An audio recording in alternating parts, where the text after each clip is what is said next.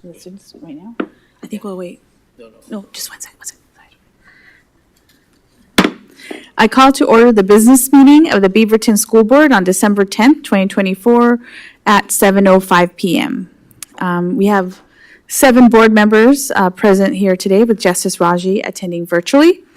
Our 4 student board representatives are also here. Welcome, bienvenidos. Now we'll start our meeting with the land acknowledgement, which board member Ugana will be giving this month. Ugana, I'll hand it over to you. Thank you, Dr. Perez. Beaverton School District rests upon the traditional sites of the Tualatin Kalapuya people. We recognize we are not the very first teachers, learners, or community on this land. Oregon has 9 federally recognized tribes, and our district serves many students who identify as American Indian/Alaska Native. We recognize tribal communities continue to face the ongoing impacts of colonization. Therefore, we commit to the following actions. We will provide needed support to American Indian/Alaska Native students and families. We will openly and honestly examine our assumptions and actions in order to confront stereotypes, misconceptions, and lack of knowledge.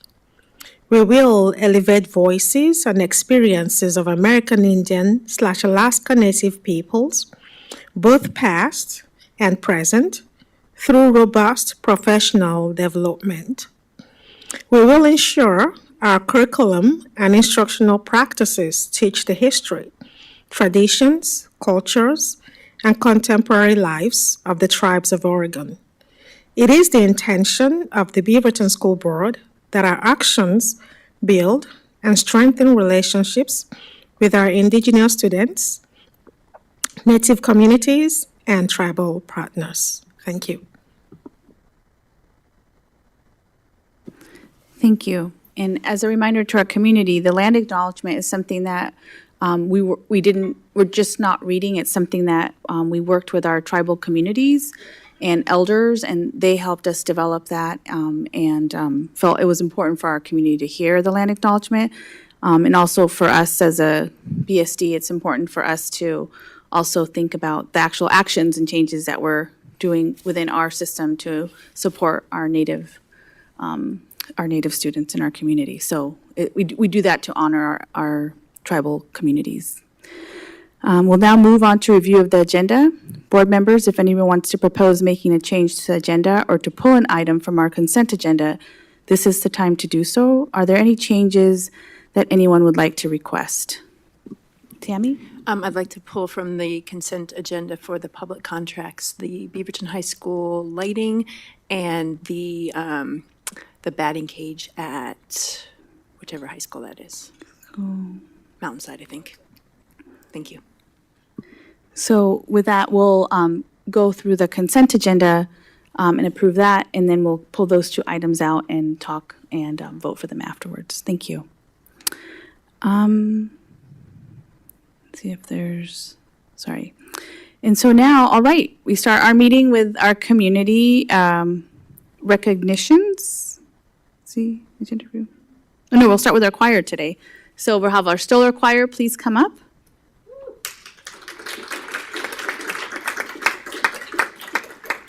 Thank you. We're going to perform a song for you called Light a Candle. Thank you.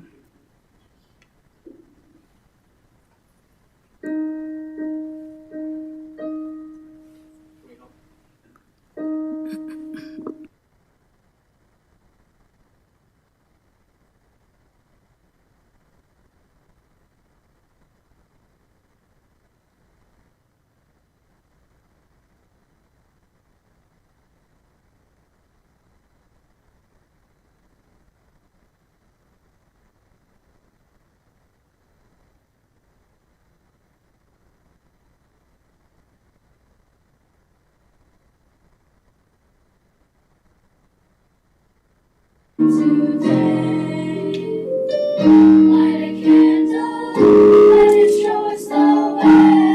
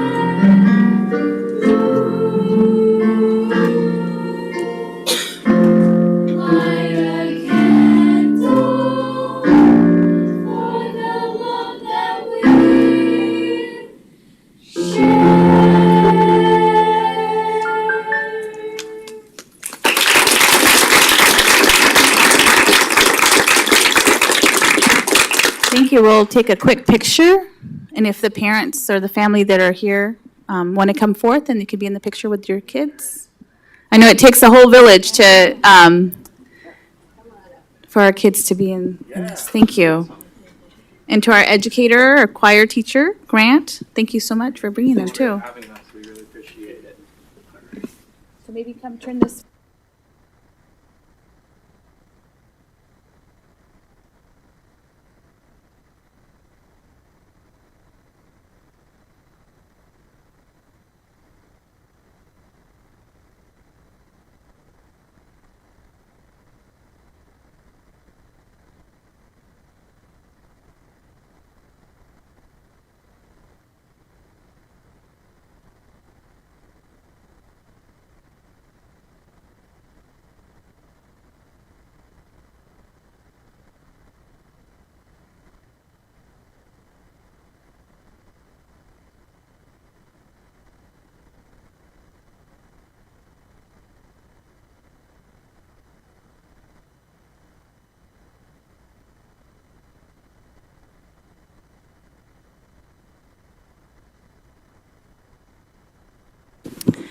Justice, are you?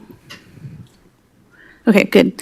We're going to have next, we'll let them kind of, if Stephanie, Mara, if you would please make your way to the presenters table. Yeah. Thank you. You can have a seat at that table there. And we're going to have Justice introduce you. So I'll hand over to Justice. Okay, thank you. Are we ready? Yep, you're ready. Go. You can go ahead and go when you're ready. Awesome. Stephanie Marr is the attendance secretary at Mountainside High School. She's been recognized for her heroic actions that may have saved a student's life. When a student had a medical emergency on campus, Stephanie responded quickly, called 911, and performed CPR at the direction of emergency services until the student regained consciousness. Her composure and swift response were critical in stabilizing the student and ensuring they received the care they needed.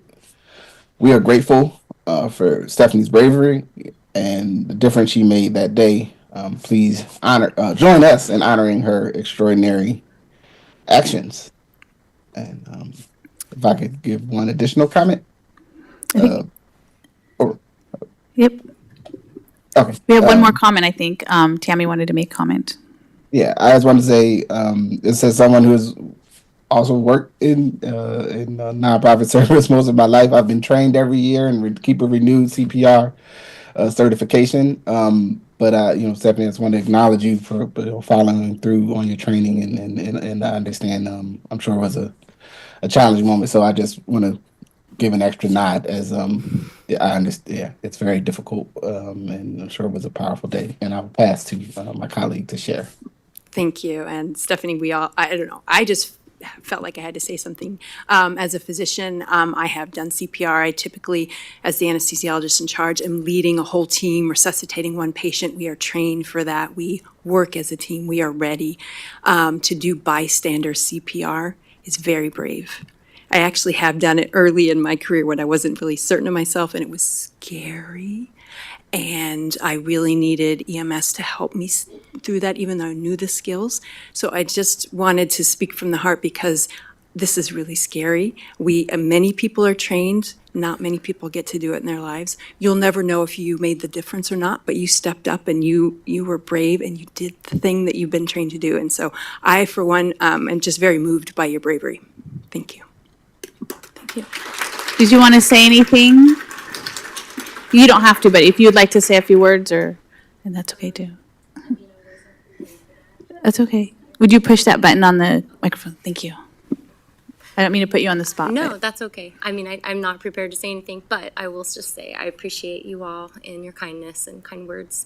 I work with a fantastic team in the office, and so many of our staff members came together to support in that moment. And so I just appreciate all of them and the support that I had in doing a really scary thing. Yeah. So, but thank you. Thank you so much. And if you want to come up, I don't know if you brought anybody with you today, and we'd take a quick picture with them, and we have a little certificate for you as well. All right.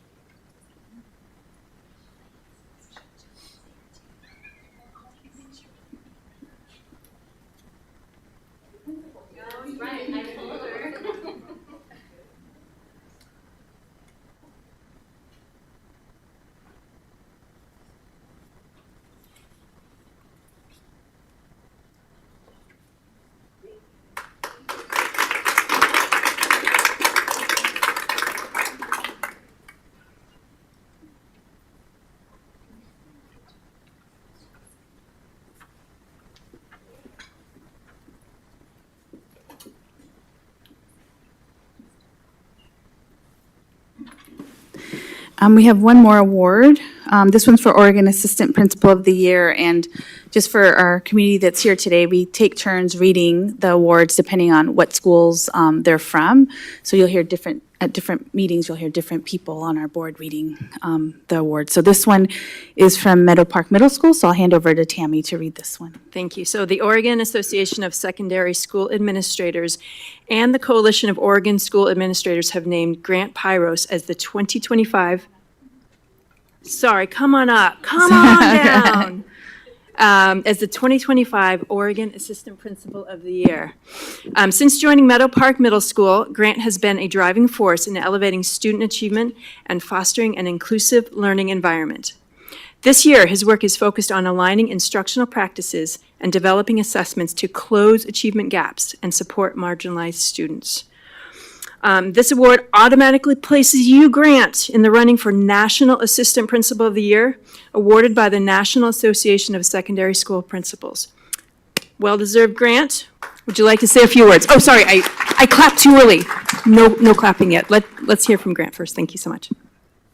Thank you. And yeah, I think all of us in education know this is clearly not an individual award, but a school award and a recognition of Meadow Park. And I think it's awesome to have a couple of minutes just to highlight the awesome work that our team's doing there. I know all of you know that post-pandemic middle school was a choppy place, and our team has done so much work there. The teachers working hard, just kind of coming together, creating alignment. Our staff, our support staff around doing supervision.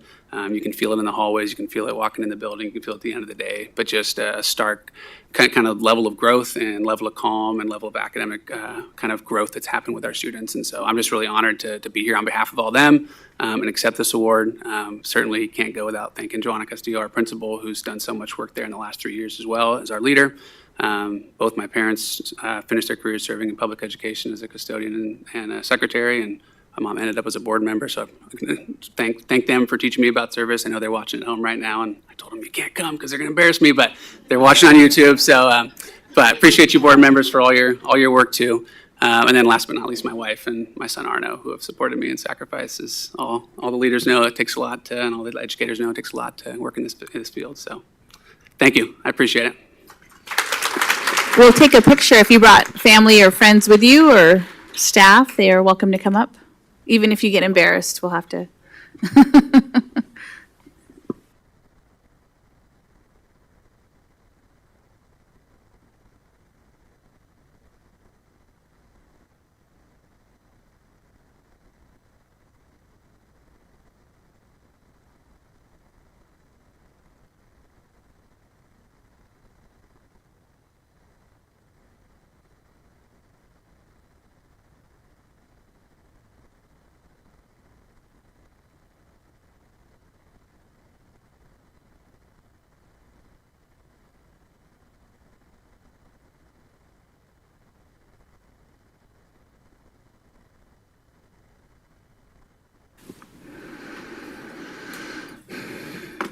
So thank you. So now we'll move on to our superintendent's report.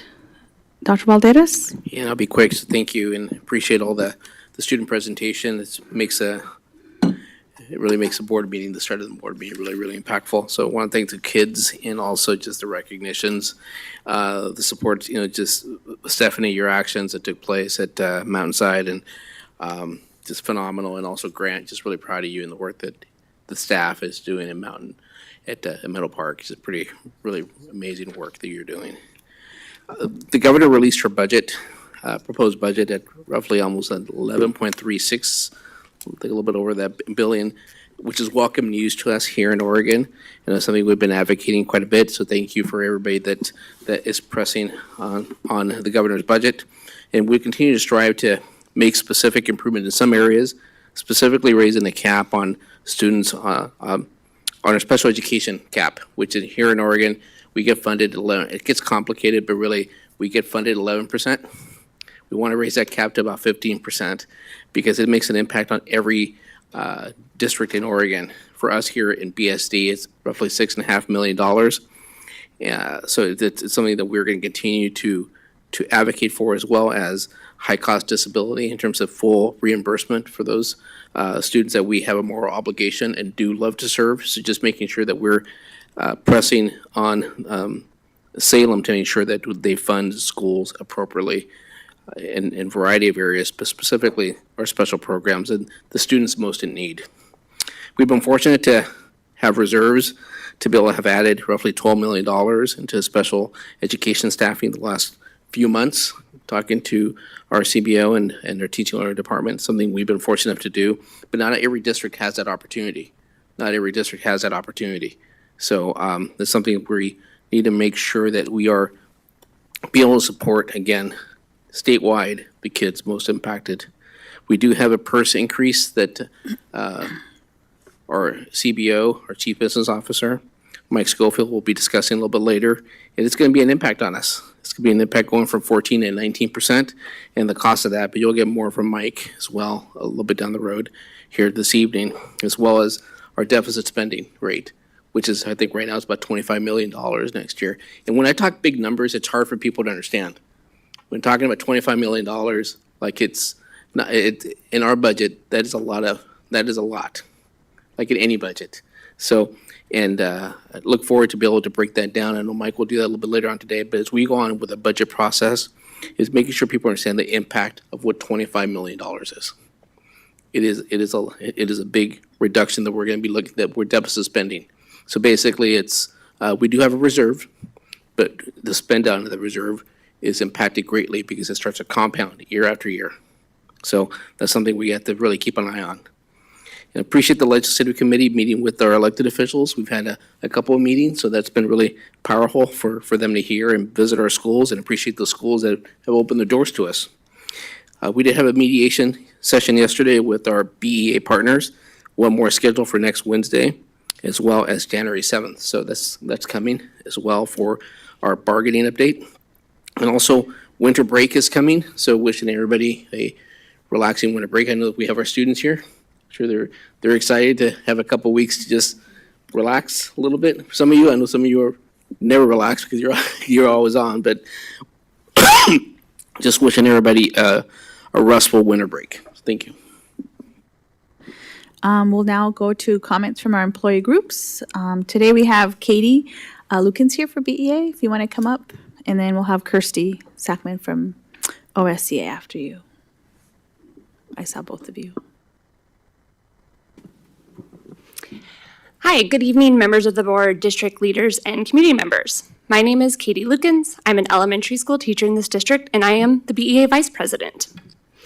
I come before you tonight to speak about where we stand in bargaining and the critical decisions that lie ahead for all of us.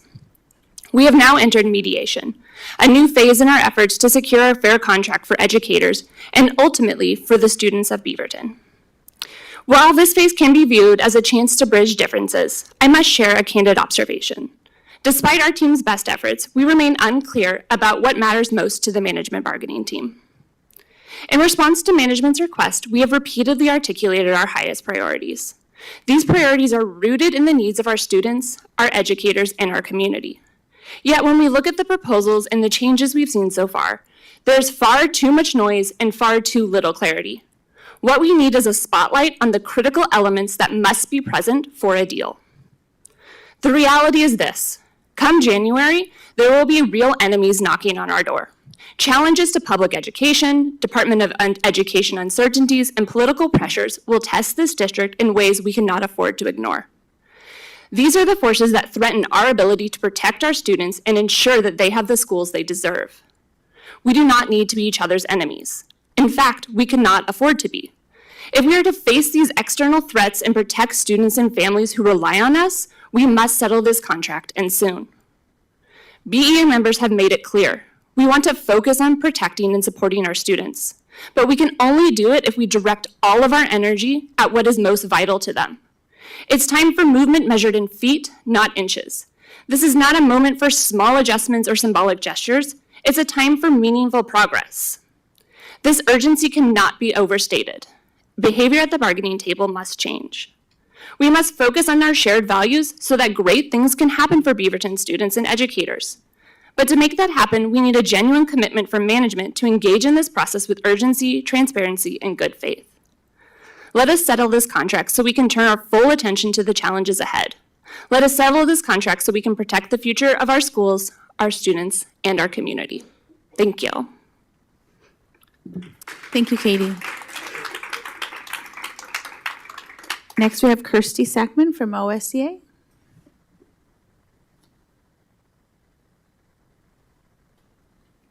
Welcome. Good evening, Chair Perez, Dr. Balderas, and members of the school board. Hello, my name is Kirsty Sackman. I am a roving para 3 for special education and the OSBA president-elect. Today is day 65 of our 2024-2025 school year. We have seen many challenges, but yet also so many adjustments and so many pivots to try to meet these challenges and these needs in our district. And yet, something in classified that we can still say is that we are still struggling to have adequate and secure staffing. We've had a lot of wins, and we have seen things like 300 people showing up for a job fair for classified staff. And we have seen a lot of really great hires, but we've also seen a lot of longtime staff leave this school year, as well as new hires come and go quickly, because there's still so much more that we need. Something I can say that wasn't originally in my speech tonight is amazing work, like the work of our office staff from Mountainside, Stephanie, who showed up and showed out for her students, not because she was going to get an award, not for any other reason than she had the training and she was going to show up for our community. She wanted to show up for her student and for her building, and she did that, and she had support. And that's one of the million little, small, giant, huge, important things that happen within our schools with the glue that is our classified staff. And some people can tell me I'm biased all I want, but our classified staff are the glue. Admin are wonderful. Teachers, you work hard. You're great. We stand with you. But our classified staff are the glue that fill in all the other pieces of the puzzle. Our staff continue to work hard, continue to show up and show out their work, their dedication, their blood, sweat, tears, and continue to be tasked with things outside of their job role or outside of their training. But yet they show up and they try anyway. I am proud to be a classified staff. I am proud to be the president of so many, over 2,000 amazing classified employees.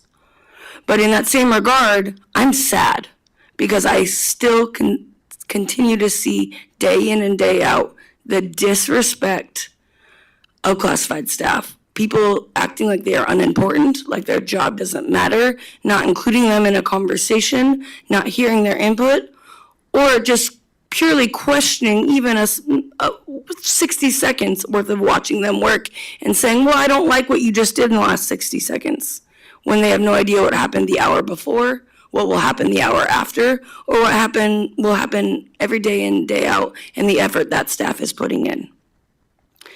I think many times it's not intentional, but yet there are plenty of people where it's very obvious. It's intended that they are less than, because classified staff may not have that master's degree, may not be the leader of a classroom, may not be the leader of a school, may not be the teacher on special assignment. Yes, I recognize that there's a difference, but at the same time, the effort and management of our students, the support of the success of our students doesn't change by your degree or what work you do. And honestly, how much you get paid, because our staff that get paid the least, in my opinion, and I can be biased, are the ones that work the hardest, that put their most into it. I just want to say that I am proud of our staff. I see the work you're doing 65 days in, no matter how tired you are, no matter how joyful your job is. And hopefully so many of you are being respected and treated well. But for all the ones that are getting misstepped in confusion or not feeling supported, we as OSBA are here for you. We have your back. Many of our school board members, many of our people at district office, we have your back as well. I know they do. I speak in a lot of meetings where people want to help. There's a lot of faces looking at me right now. They want to help. But we need you also to speak up, stand out, and advocate for yourself, because there's only so much my one voice can do. Yeah, it's annoying, it's raspy, it's distinct, but there's only still so much that I can say for everyone. We need to stand up together and continue advocating for our students, but most importantly for ourselves, for our peers, for our teams, so that we can keep growing. I want to say thank you, a big, big, big thank you to everyone in classified and in payroll for all the diligent work they had to do for all of our bargaining changes that happened in November. Our November payroll saw a lot of changes, whether positions were able to be reclassed through bargaining or new positions were created, as well as COLA, our swing shift differential, and all of the other things that changed for insurance. I want to say thank you. I cannot imagine the feat it's been, and I know some of the struggles and people that have been mispaid or corrections that had to be made, and I just really, really want to say thank you for all of that hard work, and I know how much, I don't even know how much time and effort it took, but we want to say thank you. And I want to say thank you to all of the staff working hard to make changes, to get creative and do better by our classified staff so that we can do better for our students. Lastly, I want to end in just saying that OSBA, we stand strong in solidarity with our BEA union siblings. We're here for you, we stand with you, we see the movement, we're thankful for mediation yesterday, but we hope to see even more movement, and we hope you guys are done because we got things to do in May, oh, not even May, March, can't talk today. Thanks, everyone. Thank you, Kirsty. It's now time to hear comments from our community. As a reminder, this is a time when members of the public can comment to the board, and the board will actively be listening, but will not be able to respond or answer any questions. We appreciate you being here today. The board welcomes public comments virtually or in person from up to 10 people who sign up before the meeting. When more than 10 people request to speak, priority is given to students, district residents, speakers who have not already provided public comment during a recent meeting, and the variety of topics. Comments can also be submitted in writing. We received 8 requests to provide public comment tonight, all in person.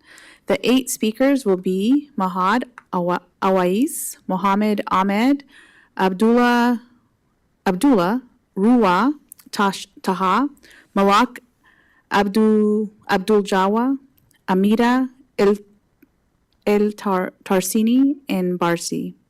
Only the people I named are allowed to speak. Each speaker will have up to 2 minutes to share your thoughts. Your time cannot be shared or given to another person. We have a timer on the screen, and when your 2 minutes are up, you must stop speaking and make way for the next person. Your microphone will be turned off if you go over. The school board does not hear complaints or charges against individuals, and this means that we will end your testimony if you name a staff member, a board member, or a committee member by name in your testimony. Personnel matters and complaints should be resolved by communicating directly with the employee, their supervisor, or through the district complaint process found on our website. We ask everyone in attendance to model respectful behavior and remember that we have students as well as staff and community here in person and watching online. Our first speaker is Mahad Awais. Mahad, please come up to the front table, and then please take a seat in front of one of the microphones. And then this one on the left is turned on its screen. Mahad Ahmed, you'll be the next speaker. Please come forward to the front seats and then be ready to go next. You can start when you're ready, and if we can get the timer up, Carrie, that would be helpful. So 1 second.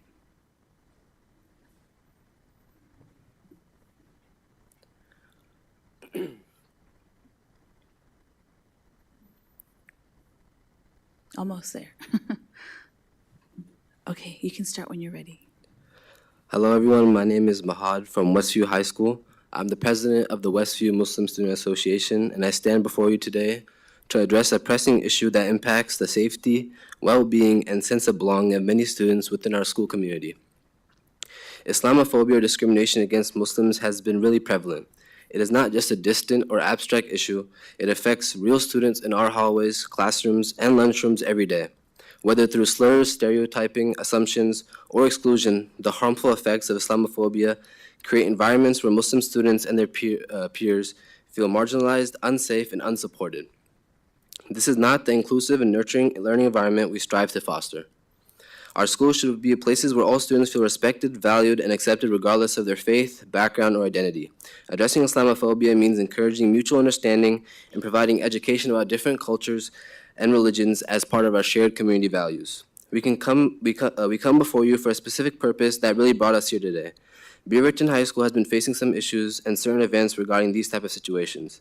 It is vital that educators and administrators set a strong example by intervening in moments of bias and ensuring all students know that hate has no place here. Muslim students, like all students, deserve to focus on learning and building friendships without fear or prejudice. I urge the board to commit actionable steps to prioritize anti-Islamophobia education and take actions in these situations, while also having student support and safe places for all. Let's ensure that our schools live up to their promise of being safe, welcoming, and equitable for everyone. Thank you for listening and for having us in building a strong and more inclusive community. Thank you. Thank you, Mohad. The next speaker is Mohammed Ahmed, who will be followed by Abdullah. And Mohammed, you can come up and start when you're ready.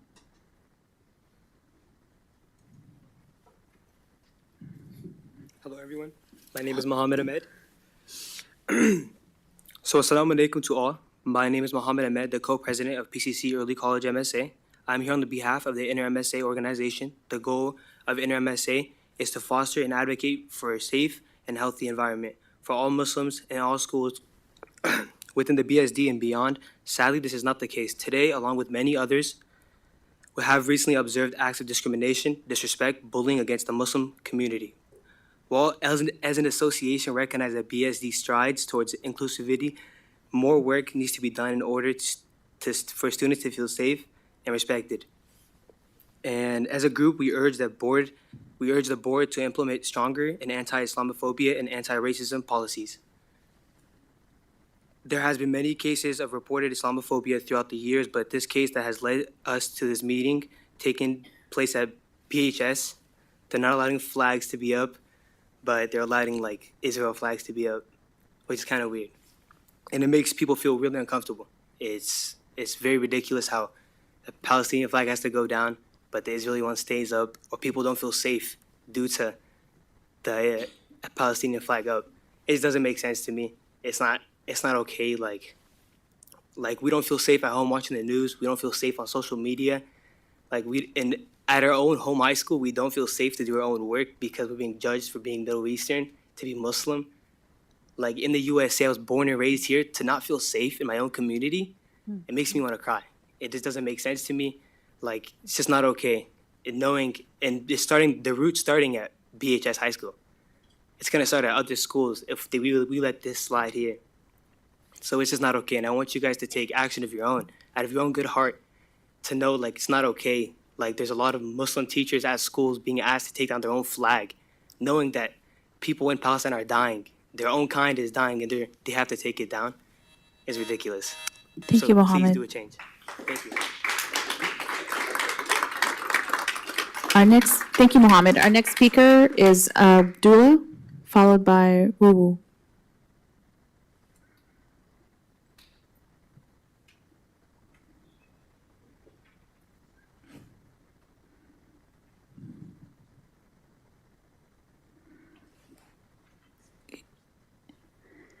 Is Abdullah here? I'm speaking for them. Are they here?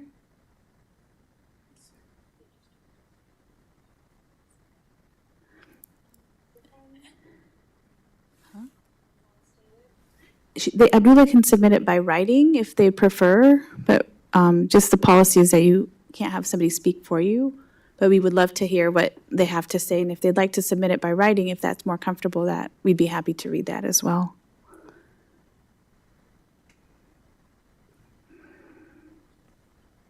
So our next person is Ruwa Taha, followed by Malik.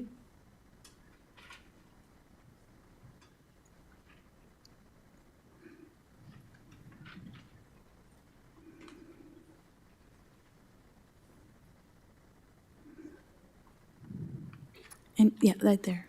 And you can start when you're ready.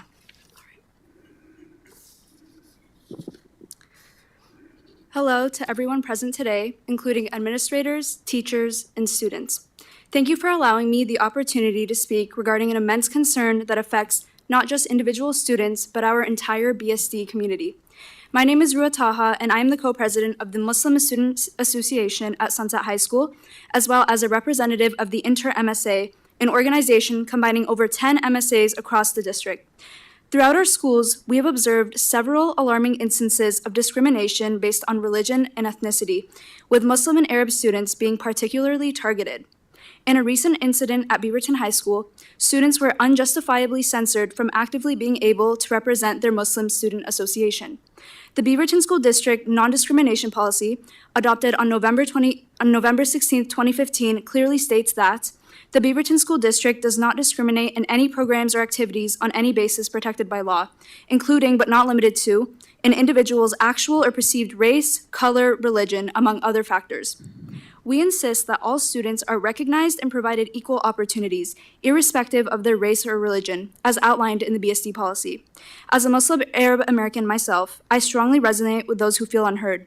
We will keep fighting until progress is made. To confront this issue, we propose the establishment of a comprehensive curriculum where staff members receive education and training regarding Islamophobia and anti-Arab bias. The objective is to promote a learning environment where students are equipped with the necessary tools to confront discrimination. By integrating lessons on cultural awareness and historical context into our curriculum, we can make a long-lasting impact. Education remains our most powerful weapon against ignorance, fear, and division. In addition to the proposed curriculum, we also urge the establishment of accessible channels for students to report incidents of discrimination or harassment. In many cases, students have reported acts of discrimination at their school but never receive a response, and action is never taken. Students should feel empowered to speak out and feel supported. I strongly urge you to consider this implementation of this curriculum, and thank you for your time and attention. Thank you so much, Rua. Our next speaker is Malak. Are they here? And they're followed by Amira. If you want to go ahead and come forward, Amira, you would be next. Welcome. You can start when you're ready. Thank you. I would like to just briefly introduce myself. Hi, my name is Malak Abdijawad. I am the MSA president at Mountainside High School and also an inter-MSA representative here today. I would like to discuss just a few things. Me and many other presidents have put in a lot of effort to create an inclusive environment for all Muslim students in the Beaverton district, but mostly beyond that. Unfortunately, we have highlighted the vision of a lot of things that have been happening around here that don't follow that. As a student and a Palestinian, me and many others have witnessed incidences of discrimination, stereotyping, and Islamophobia targeting Muslim students in our school districts. But most importantly, a lot of things happening at Beaverton High School administration, following up with establishing rules that apply to only MSA, like taking down posters, taking down flags related to any of the clubs only during school hours. Unfortunately, this is something that is horrendous. We are seeing a very big aspect of our club being taken away, but most importantly, the voice of Muslim students. We urge the district to take tangent steps towards addressing new concerns.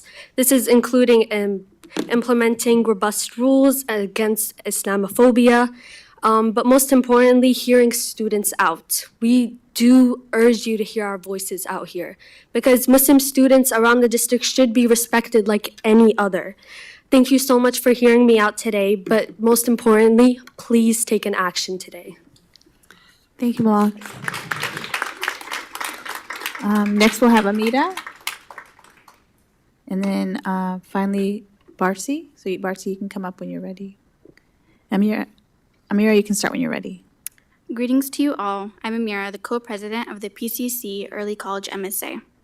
I would like to start this off by thanking you all for giving me the time and opportunity to voice what I would like to see changed in the Beaverton School District.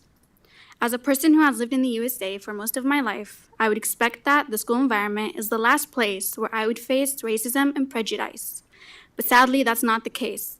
I specifically and personally have faced this racism in a BSD school and have had my hijab, my head covering, pulled off. Majority of the time, Muslims are the only ones who face this behavior, and we need this to change. Religion is a human right, and we all have the right to practice and express our religion in whatever way we deem appropriate, especially if we're not hurting or harming anyone, as well as expressing our heritage. This is our blood and DNA.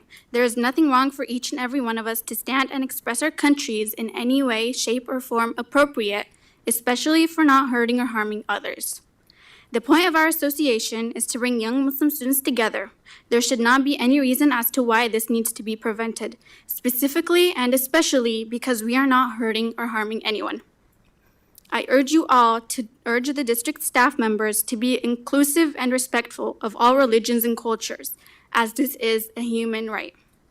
In order to change this, I propose that all BSD staff and students receive education on Islamophobia and racism, as well as allowing us to practice and unite as a Muslim community on school premises. I hope you all understand my point, and thank you again for giving me an opportunity to voice what I need to see change in this district. Thank you so much, Amira.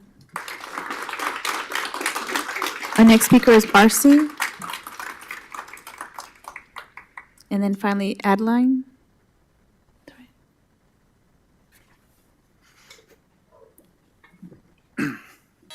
Salam.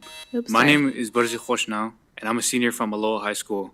Firstly, I'd like to thank you all for allowing us to speak to important members of our district. Even if nothing gets done tonight, this is an important stepping stone for a better BSD. But I'm not here to congratulate you. Today, I'd like to discuss the continued hatred of Muslims in the BSD community and the repeated history of hate crimes towards people like myself after 9/11 and to this day. For as long as I've been a BSD student, I've seen no progress in keeping our community safe, and it's heartbreaking to hear stories about children being attacked in the schools they go to feel safe. We've reached a point where our students and even teachers are afraid to voice an opinion. We give ourselves these awards and pretend like everything is fine and that we're doing good, but we're not. True change comes from people who are willing to understand, and clearly we don't have enough. On our public forums, people like myself are told to identify as white as a way to erase our heritage. Our schools will fly Israeli and American flags, but there's never a Kurdish or Palestinian flag being flown.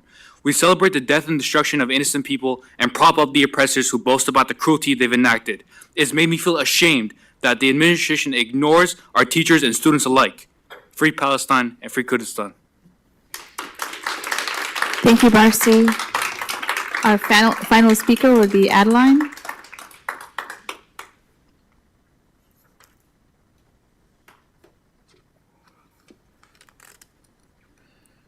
And Adeline, you can start when you're ready.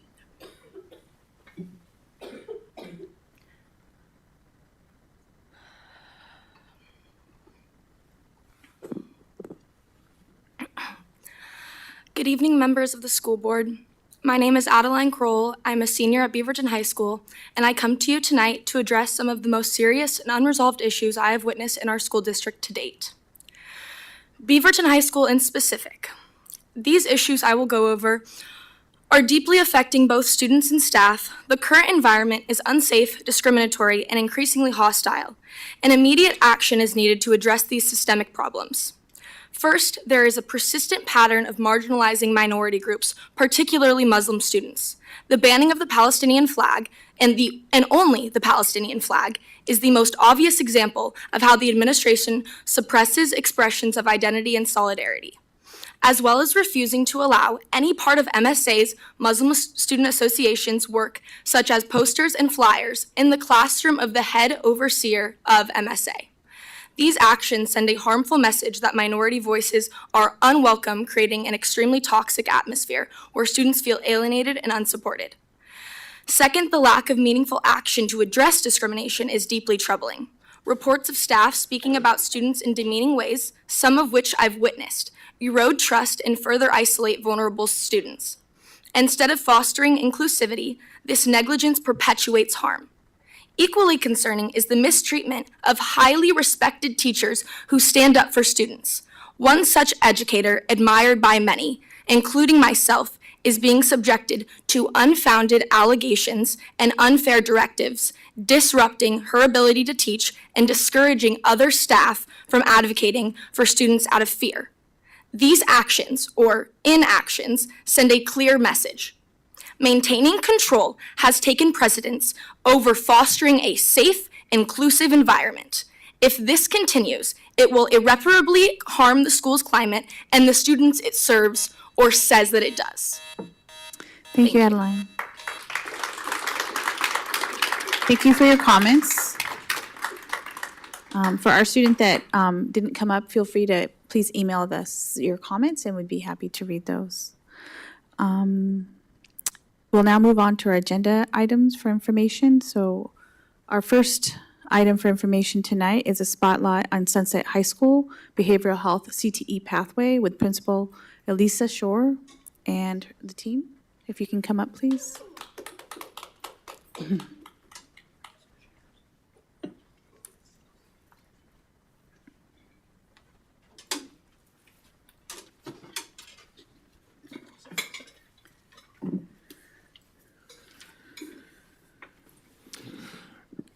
Good evening, Dr. Balderas. Good evening, Chair Perez and board members.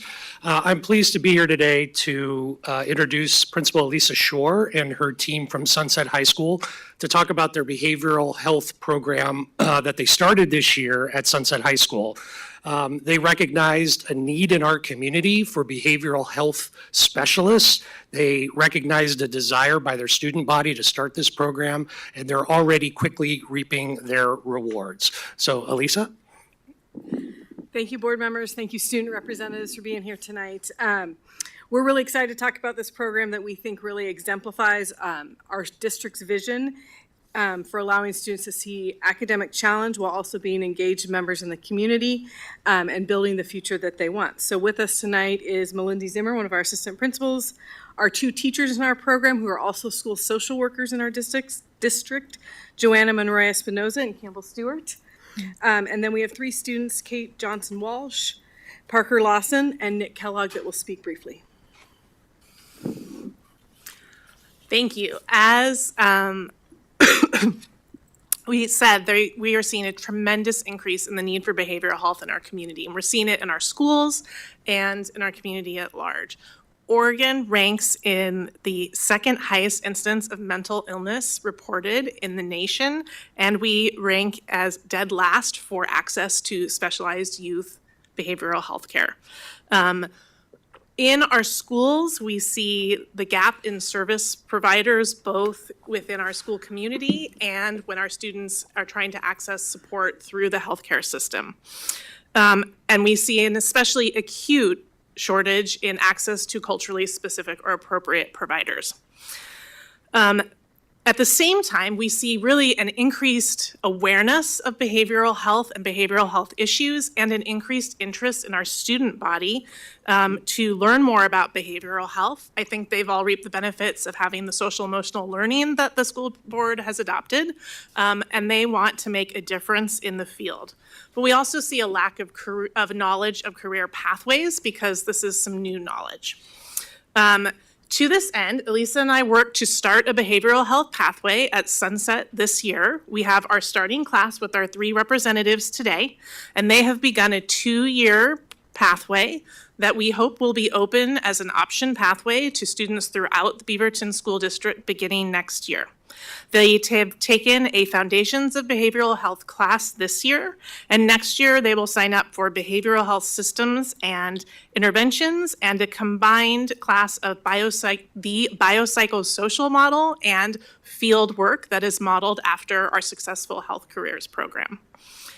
We are also aligned with PCC and the University of Oregon Balmer program and working on dual credit, and also partnering with diverse healthcare organizations within our community to arrange classroom visits and fieldwork experiences, including with Providence, Washington County Behavioral Health, Cambia Health, NAMI, OHSU, and even TriMet have spoken to our students. We are offering industry certifications and partnerships with local colleges and employers so our students have choices of direct-to-work options or further employment, including a funded pre-apprenticeship program where students can go straight into the workforce and also have their certifications and further schooling paid for. Our vision is to graduate students with diverse assets and exceptional skills who will close the behavioral health service gaps in our community so that all members of our community, including our students, have access to culturally relevant, high-quality behavioral health care and develop sustainable solutions for some of the biggest challenges facing our society. And I am going to pass to our first student speaker, Kate. Hi, my name is Kate, and I myself have benefited from the effects of behavioral health workers and was visited by some when I was approached with the idea of this new program.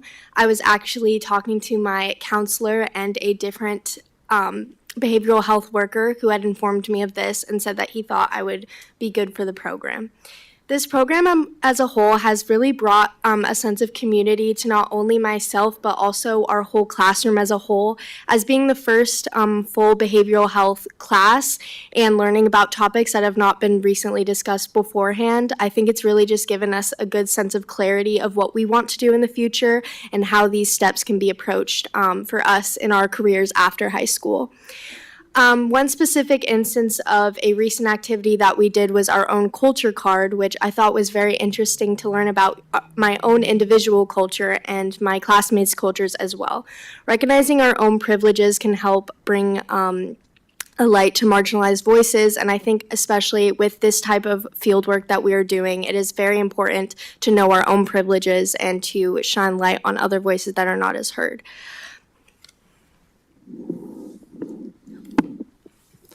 Hello, board. My name is Lawson Parker. I am a student at Sunset High School, and I wanted to talk about the opportunities this pathway has given us.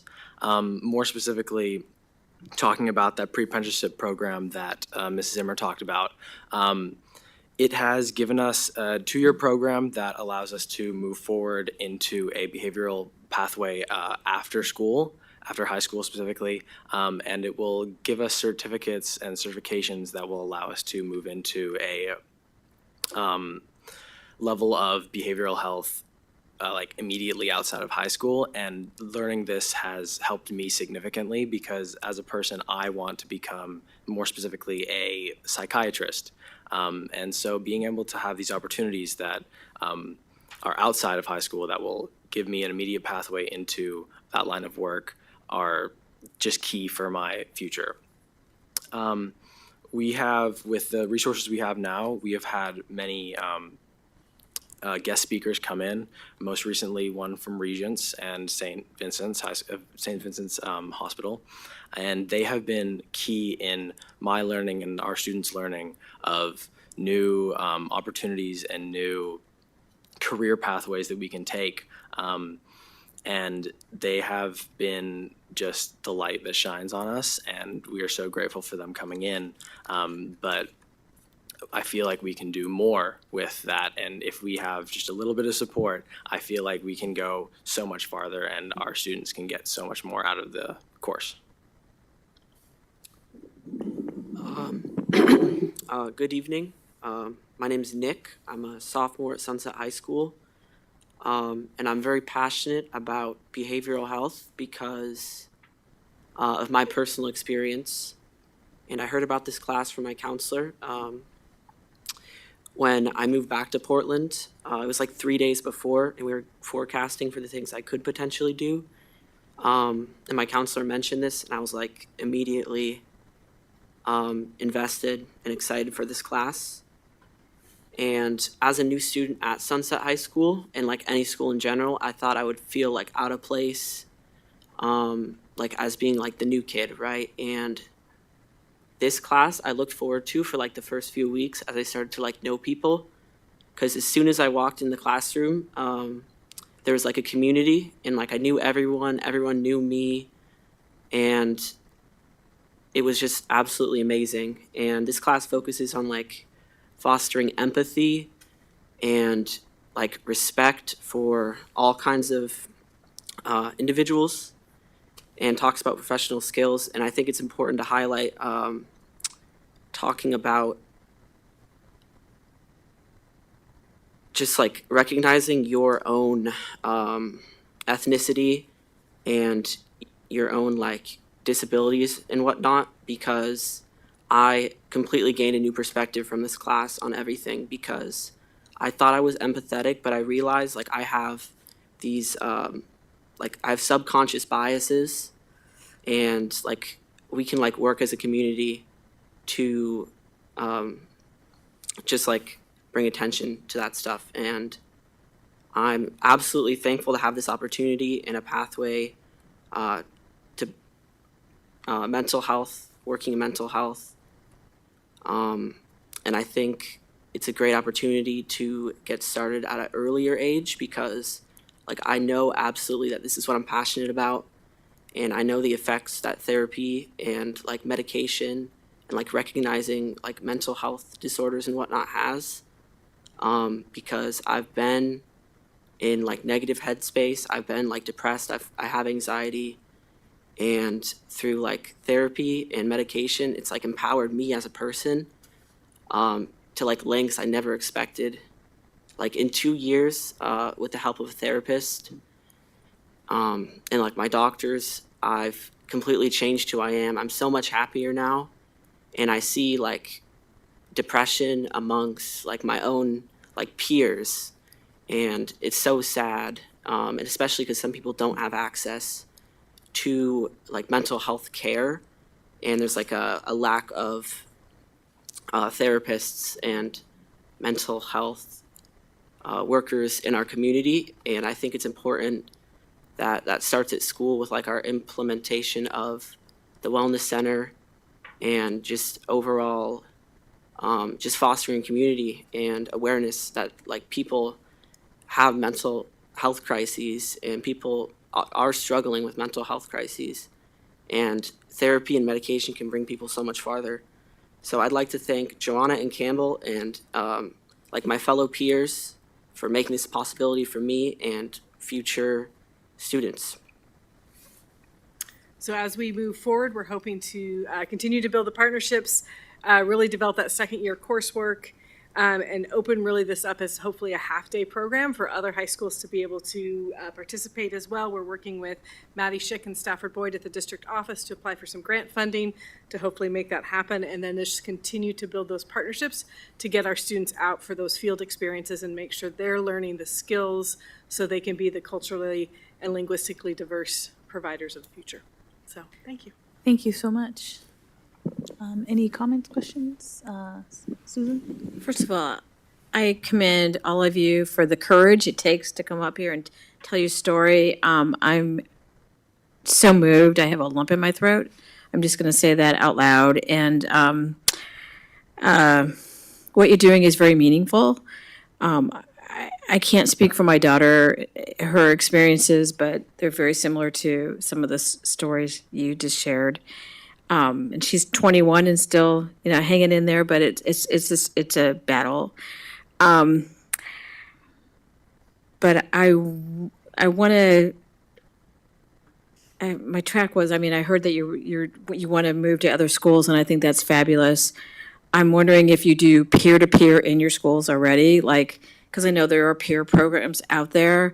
So I'm wondering, as you're learning and training, if you have the opportunity to do peer work, because I think that would be a really amazing piece. I also have to share that I work for a nonprofit that is all about mental health. It's so I would love to talk to you. We're a small agency, but it would be awesome to have, at least one of the students that you are have through this program work at our location. So I also want to point out there's all kinds of therapy out there. My son's getting his master's in music therapy.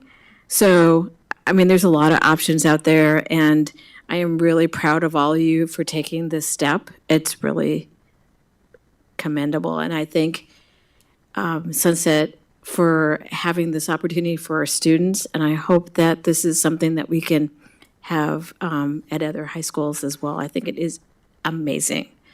It's a really amazing step. I think it's very important to have somebody to talk to if you're going through something.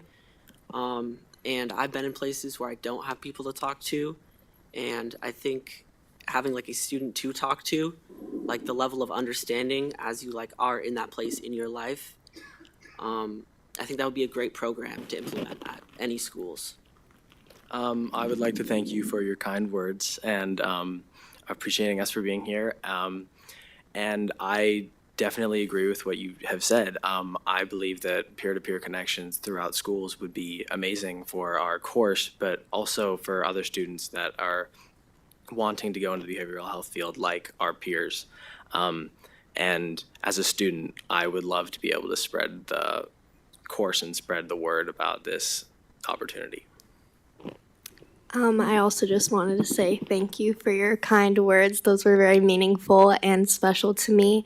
And I think also with just going off what Nick said, as someone who personally has struggled with these issues, seeing this implemented in a school and seeing how much even the small things like the wellness room have helped me throughout high school and changed me as a person really just makes me excited for the future of this program. And I thank you for listening to us and hearing us out with this. Yeah, thank you so much for your time and for coming and for participating too. So thank you so much. Thank you. Really want to appreciate the staff. I know the teachers really appreciate the staff that lead the work and the administration for supporting the work. And this is one program that we're going to continue to model. It's the first one, I think, in Oregon, I believe. Second one in Oregon. Salem beat us So, by a year. okay, and Salem, Kaiser's got their tech program, CTEC. but we're the first in the metro. So, thank you. Thank you so much. Thank you. Our next item for information tonight is an update on Raleigh Hills Elementary design capacity with our facilities team, Casey and Aaron.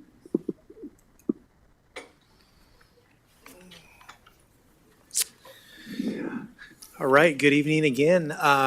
This is a follow-up discussion at the August 13th board meeting. I talked about a construction update for Raleigh Hills as we were getting into construction. At that meeting, we talked about looking into the design team and the project team looking into some potential design modifications and reviewing some of the impacts of those to look at options, and then coming back and sharing some of those design options with you.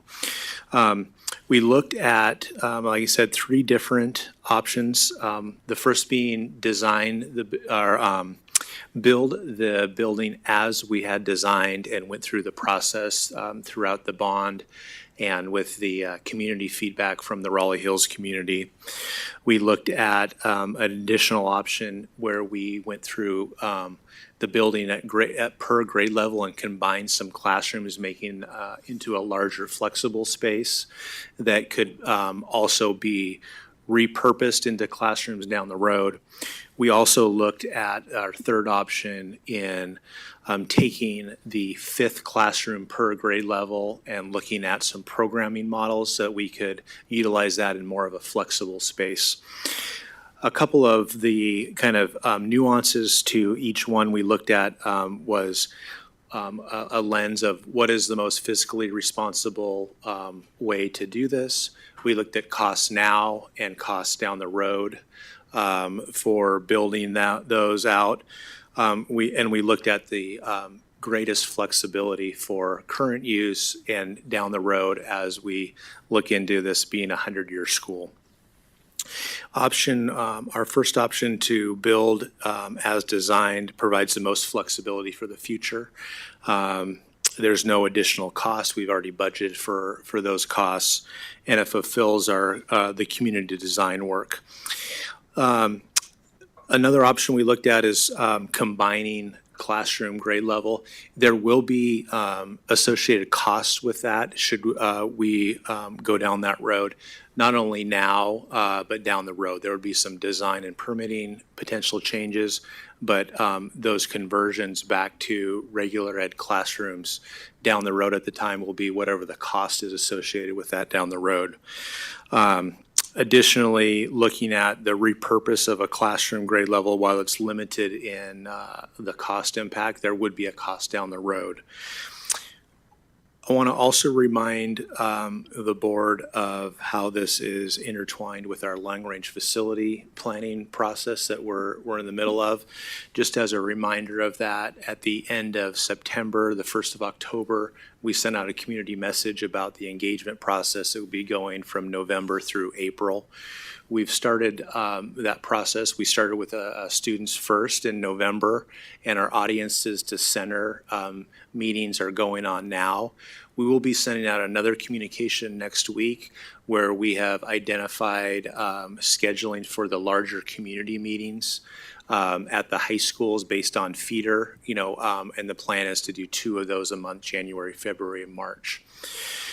I say that just as a little bit of a reminder and let you know that we've started the process, but also I think when we talk about specific to Raleigh Hills and the capacity, going through that process in parallel with the build will start to center the short-term and long-term needs for that building. What we are recommending is that we move forward with the existing design. It provides the most flexibility now, and look at programming model as we open that building in the fall of 2026. That'll allow us the most flexibility down the road specifically. But I wanted to share an update on where we are a little bit with the design or the project at Raleigh Hills, and also where we are today with the engagement starting process of the brickwork. So I just wanted to provide a brief update on that. I'm happy to answer any potential questions that the board may have. Tammy? Thank you. When does the decision need to be made about the internal build? The decision from whom? You're presenting option 1, what was designed, option 2 with some more flexibility, option 3. When does that decision have to be made? We are we need to have that decision made in the month of December and January. So now. Mm-hmm. I guess I'm curious because it does feel a little bit like our decision should be based on what we plan to use, how we plan to use that building. And it feels like we need more input from the community. We need more input maybe from the long-range planning committee. We need more input here. So I'm feeling a little bit like this is being brought to us a little late in the process. This is mainly for information. We went through a full design process with the Raleigh Hills community as we were preparing for the bond. Well, we had to put that on ice because we're talking about 2 different things. You're talking about the school, you're talking, I believe, about the school consolidation issue. I'm just talking about how we're going to design the inside of Raleigh Hills Elementary School.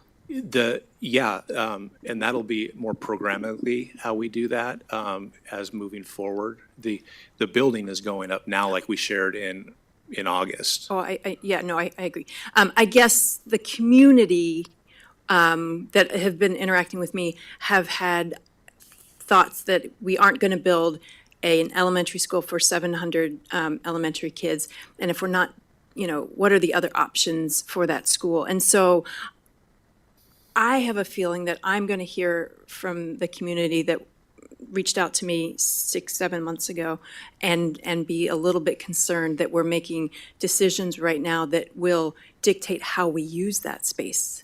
The functionality of the building and the capacity that we open with are 2 different conversations.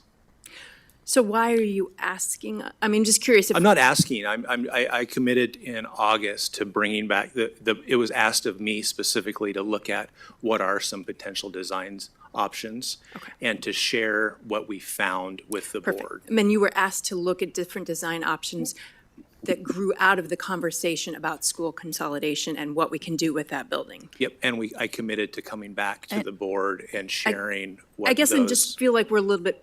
It's not consolidation. No, I agree, but there has been some conversation around how we utilize Raleigh Hills Elementary School if it's not going to be to put 700 elementary school kids in there. And if we're not going to put 700 elementary school kids in there, what other ways can we use that building? And I thought that's why we were having a conversation about different option, the original design, option 2, option 3. My understanding is the programming options within the building is regular district operational things about how we utilize the space within the building. So So I those think things maybe have not, expect it, those things are in process. Yeah. Sorry, this is really important, because if that is the case, that's great. I want to be able to tell the folks that reach out to me, this is not at all related to what how we decide to use the building.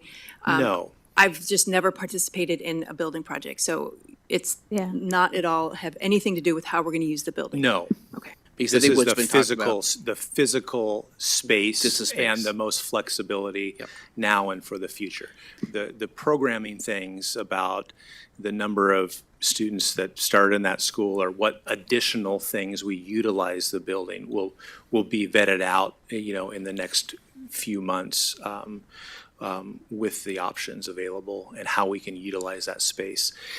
I am just presenting the information that was asked of me in August to have you looked at some options. Has the team looked at options for potential modifications? And I want to report back that the design team and the project team has done that this fall. And these are the three kind of potential options that we looked at. Thank you. Dr. Balderas? So just going back, the Raleigh Hills community, where the rebuild is going to be, has been. I mean, they're the ones that help with the process. Right. So I think it's what happened is the conflating with the other long-range facilities planning committee that talked about was going a different route. So two different things. But to Dr. Carpenter's point is how do we make sure that we bring, when we look at programs in the future, how do we come back to the board and broader community in the Raleigh Hills area about what type of programs? I know there used to be a K-8. There used to be, there's no dual language program out in that area. Those So types there's of a lot of things, opportunities yes. for programs. And also, there's also specialty programs. So there's a lot of opportunities for us to consider and bring back in terms of, hey, working with what's still missing in that area, what can we add? So none of those would be precluded by what we're deciding tonight? No. Or that hearing about provides the tonight? most You're not even flexibility. asking for us to decide something. You're No, just, this like, is telling for us. information about previous meetings and asked by the board to bring what are some potential options, and that's what we looked into. So, thank you, Casey, for bringing forth some options of how this space can be used after our ask of what could it be like and what would be some of the cost considerations. I know that initially, the community had said, we got to stop build, and we were like, we can't stop build. That's not feasible, but we can think about what could the inside look like, and what are some of the options, and what are the costs, so that we can make the most, when we get to that point, make the most educated and informed decision that's fiscally responsible, but also addresses how that space might be used in the future. So I think that's key. We don't want to limit how the space can be used, and also being thoughtful about if it's used in a certain way right now, how can we shift and change if the needs of that community changes in the Exactly. future. So, any other comments or questions on that one? Okay, well, thank you so much for your time. I think some combination of you stays for the next part. Aaron's going to go to this Yeah. next part, our quarterly bond update. Do we Yep. have like the, oh, okay, someone's running it here. So we're just to be clear, Sunita has one more question. Sunita. So the I need three to see her. options that you present, what would be the next step? Well, I think what the next steps are for us internally to work with programmatically what we can utilize the space for in between, and so when the building's ready to open, we have some programs that are ready to either move in or identify areas where we can utilize that space that we have. Yeah, and in the packet, I didn't see those three options written out. Can we get that? I can provide a write-up on those. Perfect, thank you. Yep. And I guess to add to that, at what point would we, because the program pieces are it's the staff responsible with programs. We're just being informed of the Just being space. informed, yep. So that's not really our privy. Not a decision point, but we've committed to being able to share information. So as we, zero in on some of those programs, we will share that information. Thank you. Now we'll talk about our bond program update, please. Wonderful, thank you. So this is just our quarterly bond program update. Kind of two things I was going to talk about tonight. Number one is our summer internship program with high school students, and then I'm just going to run through a bunch of our projects that we have underway right now. So this, there's a video on here. So this is just a video. As a reminder, we've started the summer internship program. We do this is just a flyer from when we were recruiting, but we're bringing in students from Beaverton schools to work with us and with our contractors. So we've got a fun little video here that Shelley's team put together with a couple of our interns.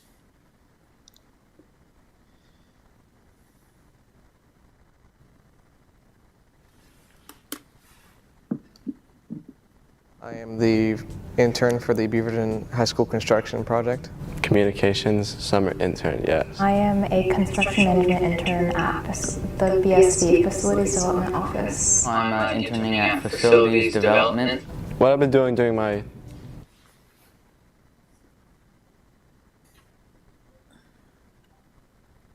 schools of construction progress. I kind of Communications intern is primarily taking photos around schools of construction progress. I kind of work as a project assistant, helping the project managers manage their projects. I've been able to actually go onto the site. I've done multiple site walks with my supervisor and was able to kind of inspect what's going on there. I do a wide variety.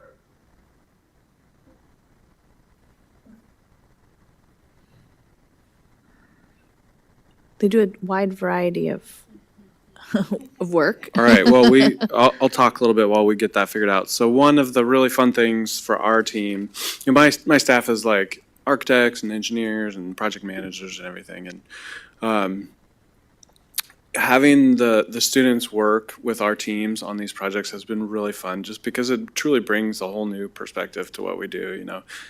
We can lose that perspective sometimes in what we do, and having them in there with us asking these questions that are questions that wouldn't necessarily typically wouldn't come up amongst ourselves. Having the student voice engaged as literally part of the project team in the meetings with the contractors, with the architects, has been super fun and valuable. They're relatively limited in the types of things that they can do, but I've honestly been blown away by the talent that some of these students have, particularly in like the digital media and just their ability to use technology in some of these ways has been really fun and really neat for our team to experience. And it's a program that we do like exit interviews every year with the students, and it's been really great to hear what they have to say and how we can improve the program moving forward. So definitely something we plan to continue doing into the future.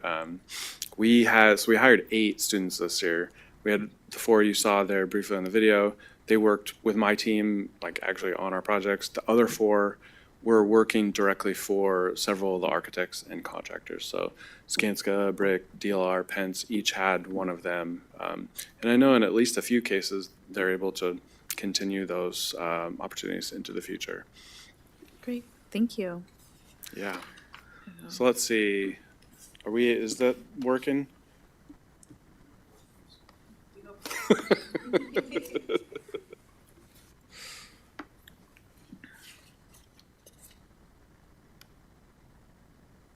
Or maybe we can have you send us the video and then we can watch it while you start the presentation on the bond part. Perfect. We can do Okay. that. And this was shared out on social media, like on Facebook and Instagram and stuff too, but we'll send it out. On our Friday memo, we can check there too. Okay, so the next topic here is just an update of projects that we have underway. So talk about Beaverton, Raleigh Hills, Stoller, Westview, and then touch briefly on security upgrades that are underway. So we do a lot of our projects just limited to summer construction, but some of these larger projects, just due to the size and nature of them, they really go all year or at least beyond the summer. So Beaverton High School, obviously one of our largest projects we have underway. Kind of tough to see from this aerial shot. I just thought this was a cool aerial photo of the whole site. But you can see up on the upper right corner there of the picture, that is the new school that's underway. And if you've driven by the site anytime recently, it's pretty staggering, the scale of the school building. But the project is going very well. Project is on budget. It's tracking on schedule right now. It is a tight schedule. So just as a reminder, we're planning on opening the new school fall of 2026. We'll move everybody in that summer 2026. And then the following year, we will spend tearing down the old building and building parking lots and finishing all the rest of the site work and everything. But it's going very well. Steel erection will be done probably in January, mid to late January. And we'll start doing a lot more on the inside of the building in terms of getting walls built and everything finished out that way. But going very well.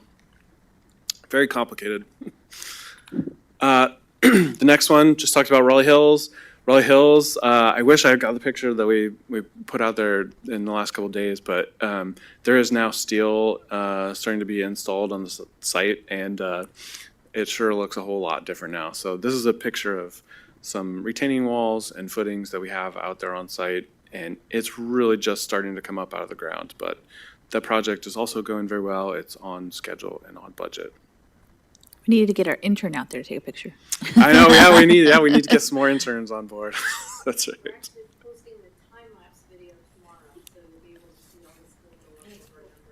Oh, nice. Stoller Gym and Classroom Edition. This is at Stoller. You might recall there was a whole bunch of portable buildings out there. There was like 6 or 8 of them or something. So those are all gone. This new building is right where they used to be, on the upper side of the school there. And it's just a brand new gym and 4 classrooms and bathrooms and offices and so forth. But it's going very well. It's going to be done really by the end of the school year, actually. So the hope there is to be able to move everybody in right at the end of school and then occupy it in the fall. But going very well. The picture you can see there, we're working on roofing and installing the siding and everything, but the project's going very well. Westview High School has been very busy. So I saw some thumbs up there. It's been a crazy site, and we're very thankful for the patience of the students and the staff at the school as we've had to work around building this new front entrance. If you haven't been out there, the front entrance is closed right now, so all the students get dropped off right in the front with the buses. They have to walk around the wings, and so it's terribly inconvenient.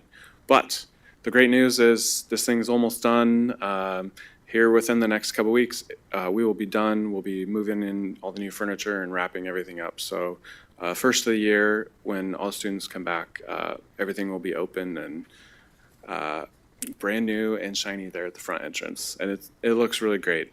The other few projects we have going on, the bottom right there is the picture of the new bathroom and concession stand. It's going right where the old concession stand was, right next to the stadium field. But that's kind of an old picture, but that building is just about done too. So all projects at Westview will be done this month.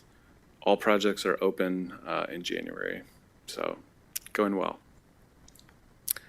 And then the last one, this is a significant ongoing project.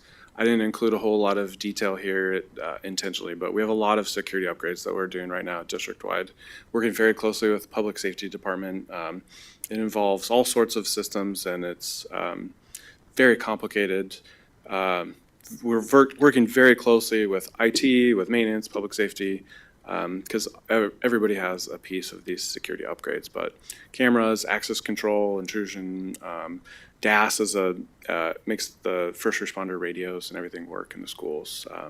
Paging upgrades, we're also working on district-wide too. So very fortunate to have the bond and to be able to be doing all of these upgrades.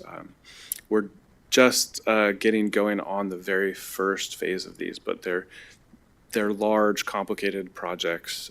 We just wrapped up at Kinnaman and underway at several other schools right now. And this is about a 2 to 3 year project, district-wide, when everything will be done and upgraded. And that's it. I'm really excited about all the projects, but having coached for 24 years in the metro area in my other life in Hillsborough is having an actual restroom facility at Westview High School and I think it's only 6A school that doesn't have a restroom facility in the metro area. Yep. I think that's what excites me. Some of these projects were on the list, even the earlier bond, and so to hear these, the restroom, I know that Ann Bryan, had that on her list, way back when, and to hear that one is, I know it seems like a little thing, and oh my God, but it's not a little thing, and it's something we owe the students at Westview High School, so, and the patrons there as well, so, really kudos, and kudos to you. I know that there's a lot of different projects, both, in so many different areas, pretty intense. And I don't think operations ever gets the kudos that they deserve. So thank you. Thank you. Any other, Melissa? I want to echo Susan's sentiment and then also just gratitude to our community for offering the bond, right? This can't happen without the support of our community. And the fact that for every project that you just described, on time, on budget, on time, and on budget, that statement alone, the amount of permitting and intergovernmental agreements and the work with all of the different organizations to be able to make those simple statements is really, we are so grateful, and it helps to show that we're using the funds in really positive ways for our community. So thank you. Thank you. Yeah, I'm remodeling a part of my house and I'm off budget and not on time. That's not how I handle my life, but that's just what's happening.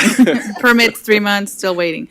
But yeah, thank you so much. And I know we have a whole team of folks behind you all doing this work and organizing, and that's something that was part of our bond too, like to have a team that can actually move this many projects all at once. And so that's kind of unique about our work and how we can stay on time, on budget for our community and be fiscally responsible in that way with our community's money too. Any other comments, Sunita? Just want to say thank you to you, your team, and the community, the committee members, for giving the insight and asking good questions and being there. So thank you. Oh yeah, you're a bond rep, so. I get to see them, so that makes me even, like the work that they do, they come in and really good questions they ask to keep you guys and for you guys to making sure that you answer those questions. And so, yeah, thanks to our Bond Accountability Committee. Yeah. We're actually going to take a 5-minute break and then come back just to stand up and stretch. Sorry to our other presenters. We'll be back in 5 minutes.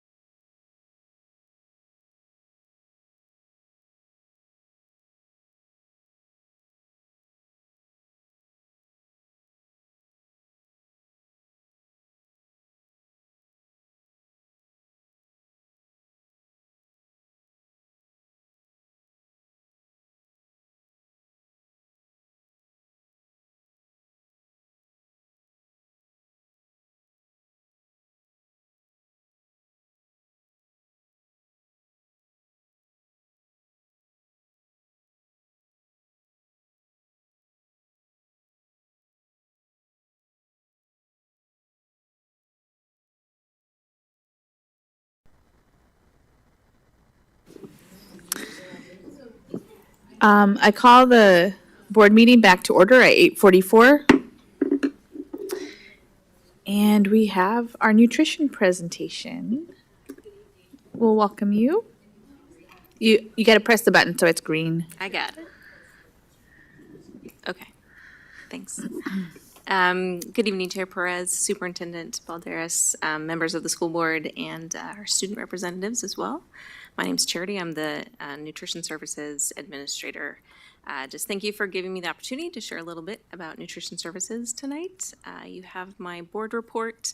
I'm happy to answer any questions after I highlight just a couple little things from that report. So first I want to talk a little bit about Community Eligibility Provision, or CEP, and that's the program that we're using to be able to provide free meals for all students this school year. So last year we started with 15 schools under that. We added 10 schools in January, and then with some changes through USDA and then with confirmation of additional funding from the state of Oregon through the Student Success Act, we were able to add all schools to that program. So all students get free breakfast and lunch. And that's utilizing our direct certified information, so that's students who are on SNAP, TAMF, Medicaid, as well as our migrant and homeless student information that we get through other programs allows us to do that. When we implemented, participation has increased 66% at breakfast and 33% at lunch compared to last year, same time. That's 3,200 more breakfasts and 4,800 more lunches. It's a little more than we were anticipating, so we've spent the fall kind of adding some staffing, adding hours, adding additional points of sale to locations that need that. So we've really been ramping up. We were planning for more, but we had definitely more participation, which we're very excited about, that we were able to serve that many students. That's about 22 to 24% of all our students are having breakfast in schools, and about 55% of all students are having lunch in schools every day. So very excited about that. One other piece of information I put in my report, but I think is important, how this program is being very helpful for the students who need it most, is that our participation of those directly certified students has also increased by 20% so far. They're already the students that participate the highest amount, and that increased by another 20%. So the students who really need it are taking advantage of that, and that's where decreasing the stigma around participating in school meals and this program comes in. So we're excited by that. The other thing, another one I wanted to highlight was our menu a little bit, and how we've kind of made changes last year. We added our kind of feature Fridays, and we're continuing that this year. And we're focusing on culturally relevant foods and then also farm to school items that we can incorporate in our menus. We applied for and received a additional farm to school grant for $150,000. So we're using that to purchase locally made foods. Some of the things we've added this year, we added pupusas in September, and we'll be serving those multiple times throughout the year. Additionally, we've added tamales, and we'll be serving those multiple times throughout the year. One of our feature Fridays was steelhead in November that we did with a marionberry and huckleberry sauce that was from a local company that made that. It was far more popular than we thought it would be, so we're looking to add that again in the spring as well. Some of the few items that are coming up are we're going to bring in Oregon pink shrimp as well to do kind of a ceviche style cold shrimp dish as an entree. And then we're also doing vegetarian dumplings in January as well. And then finally, we're working on a chicken shawarma for April. So we're continuing to add items and look at them. We're also planning right now for next year's, and we will continue the same thing where we're using our Feature Fridays to bring in new culturally relevant items and local items. We're also working on a way to solicit additional information from our students who are having those items so we can get more feedback on, hey, is this something you'd like to see more of? What can we do to maybe make it more appealing if it was something you kind of liked but would like to see more of? So we're working on ways to solicit that advice or information from our students as well. And the last thing I wanted to highlight that I'm particularly excited about is that we added a wellness coordinator position to our department. Most school districts do not have capacity for a wellness coordinator position, and we're very excited that we're able to do that and that we have funding to do that. School districts that do have a wellness coordinator is usually through their HR department and not situated in nutrition services department. So that position, I'm hoping, is planning to be kind of the point person for things related to the wellness policy. They'll also be kind of collecting all of the information to provide resources to schools on how they can engage with that wellness policy. One of the first things to do is we've put together a wellness policy team that reviews the wellness policy and makes sure it's up to date. And that has been done. There's a draft of that will probably be coming to you, I think, this winter or spring sometime to update that wellness policy, and then making sure that information about the wellness policy gets out to schools. So ways that they might be able to engage around physical activity and nutrition education will be available for those schools. And that person will be able to kind of connect different people. Right now, she's working on collecting information, different grant opportunities, et cetera, and how she can help support schools engage with that wellness policy. And I'm happy to answer any questions you might have. Ugana, then Susan, and then. Thank you so much for your presentation. I don't have much. The only question I have is regarding the review. We have a 3-year review, and the last one was December last year. And I see here that you have an on-site review scheduled for April. Is it April this year, or is it in the next 3 years? So it's April coming up. So the ODE had to, previously their review cycle was about 5 years, and we happened to be at the end of their last 5-year cycle, and now they're going to a 3-year cycle, and so we just happened to get picked for the first year of their 3-year cycle. I think ODE kind of didn't do what they wanted to do, and so they did all of the big school districts last year, so they're trying to spread out all the large school districts. So I know Hillsborough is being done, I think this week they're being reviewed, and then we're being done in April. So I think Portland will probably be next year, and then Salem Kaiser will be the following year, some variation of that. So I think we just got picked. I'm hoping it's because we're easy and we do everything really well, so. Yeah, okay, thank you. Susan, and then Sunita.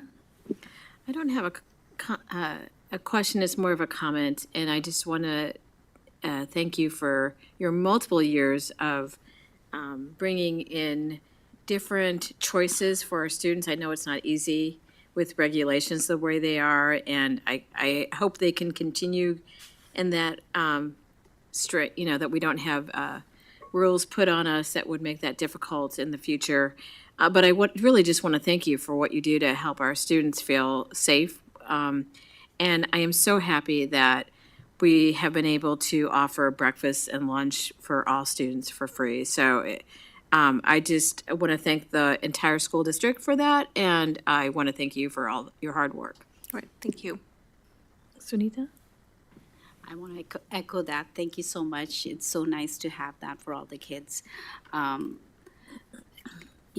I look at the numbers, about 2/3 of the money is coming from the federal sources. So what's your outlook for next year? So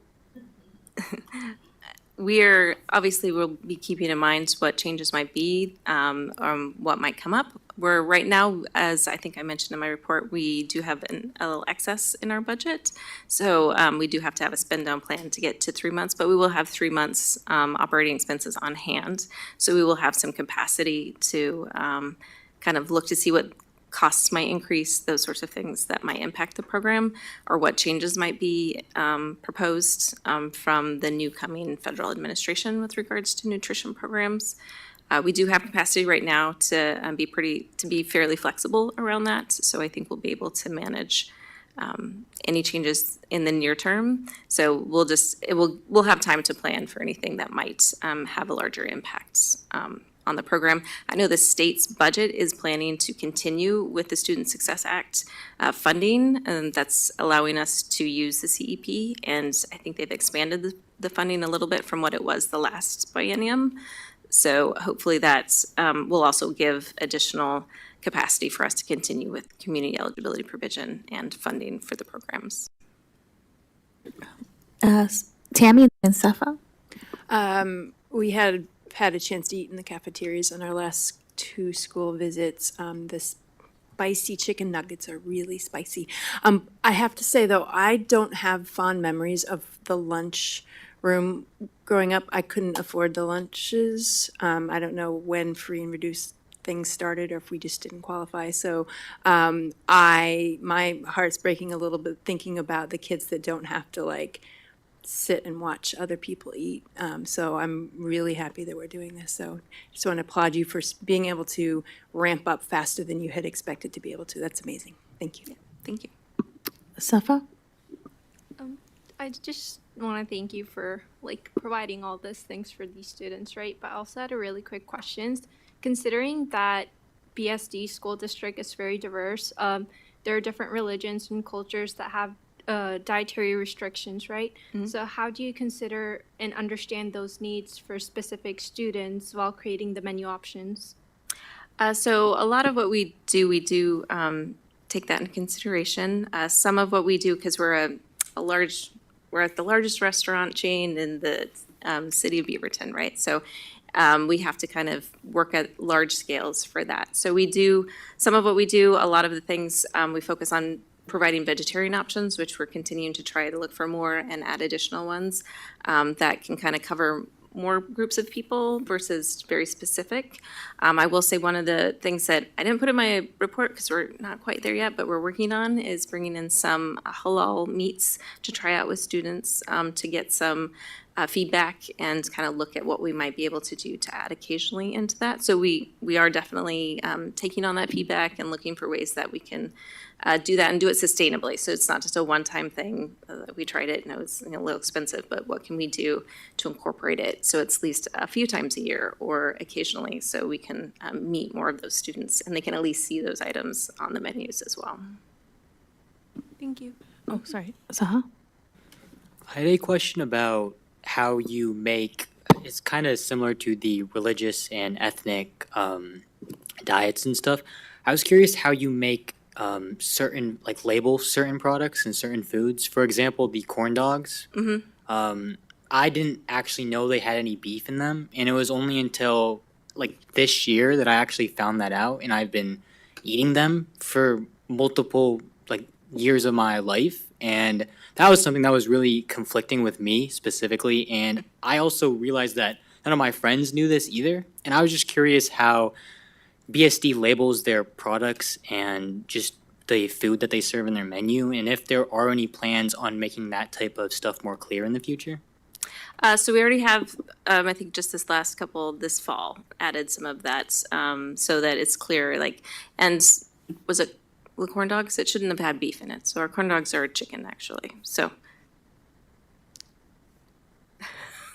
I will double check, but I don't think so. I asked the lunch lady, and she gave me that's good. That's very good to hear. Yes, thank you. Yes, I asked the lunch lady, and she I'm said like, well, that it sounds was, fancy for us. yeah, So I think it's chicken. It was a mixture of the both, or something like that. And so yeah, I was I'll like, verify for you, but I'm pretty Okay. sure it's just chicken. So okay, cool. Yes. Yeah.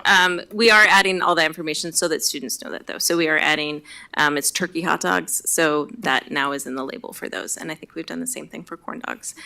So we are looking at being a little clearer. One of the things we're doing as a special in December is what most of us would call chicken fried steak, but we are calling it breaded beef patty so that people know that it's beef. And because I know growing up, I thought it was chicken, and because I didn't understand it was steak. So we are trying to be clear with how we are naming things so it's clear what those proteins are in there. We clarified that corn dog thing because I like those too. Like, I want to know. Other questions? I just follow the chicken fried steak menu and whenever you have cinnamon rolls, so I just go around the district. So you're always out at sites on Thursdays. Yes, I got it. Or Pizza Tuesdays. I just had one comment. The one piece that I know has impacted, like more so I think our high schools, has been that we don't have to have the applications for meal applications, and so that's kind of caused a little bit of conundrum at the high schools because if students qualified for free or reduced lunch, then they were able to get services like you may not have to pay for the district can pay for certain things like sports or for exams. And so I know like at Aloha High School, they were working really hard to get as many kids that to parents and kids to sign up to let them know, because we can support students in certain activities, especially at the high schools. But if we don't have them fill something out, then we don't know how, we can't support them financially in some of these extracurricular activities or exams. So I know that's just the one thing that I've heard that was a little bit of a challenge, but everything else is super exciting to see. And that there were other menu items that you didn't name, but are in our report that are like not just the tamales and the pupusas, which pupusas are great. Right. I'm from El Salvador, so. But there was other food items too that you have that are more on a regular basis too that are in our report, which is pretty cool. Yeah. Ugana? I have one very quick question. I know that BEF just concluded a fundraising drive to raise money for students from low-income families to cover their meals during the break. Now, how does that work how do you partner with BEF to provide meals during the winter break for our students? Is it different? Yeah. Those are gift cards. Oh. $30 grocery gift cards that will be given out to families. So those are So gift that's cards not that are in given out to partnership. families. Okay. Yeah. Nutrition Services doesn't serve meals during the winter break at all. Oh, okay. Yeah. I don't, since you didn't have a microphone, I don't know if they can hear, but Nutrition Services doesn't serve meals during the winter is what you were saying. But there are gift cards through BEF and through a different part of BSD. BEF fundraised and then CCI distributes them to CCI? our department. Oh, Communications Department distributes the cards. I was lost for a second. Through counselors in the schools, and we do that next week. So that has nothing to do with the nutritional services? Okay, got it. Thank you for clarifying that. Sure. Any other questions, comments? Well, thank you so much for your presentation, all your work. Our kids are eating more. That's so exciting. Yeah, Thank you. We'll now move on to our next, is Mike Schofield with Rob Drake, Chair of the Audit Committee, to present the annual comprehensive financial report. Maybe you can introduce your team. Yep, will do. Good evening, Board. Thank you for the opportunity to share the annual comprehensive financial report for June 30th, 2024. Here it is 6 months later, and we're finally ready to present. I have with me your Finance Director, Jason Gouchereau. We have Larry Grant, your auditor, and we have Rob Drake, the Chair of your Audit Committee, with us tonight. So I'm not going to talk much. I'm going to turn it over to Jason here real quick for some opening remarks, and then I think we'll turn it over to Rob. Thank you all for your time and for your efforts and support throughout the program. We have the annual report, which has been presented to you. I wanted to also say thanks to the team, both the audit team and the citizen members that have supported us through this process, asked good questions, kept the auditors busy with trying to keep us in check. So, Rob, would you like to take it away? Thank you, Jason.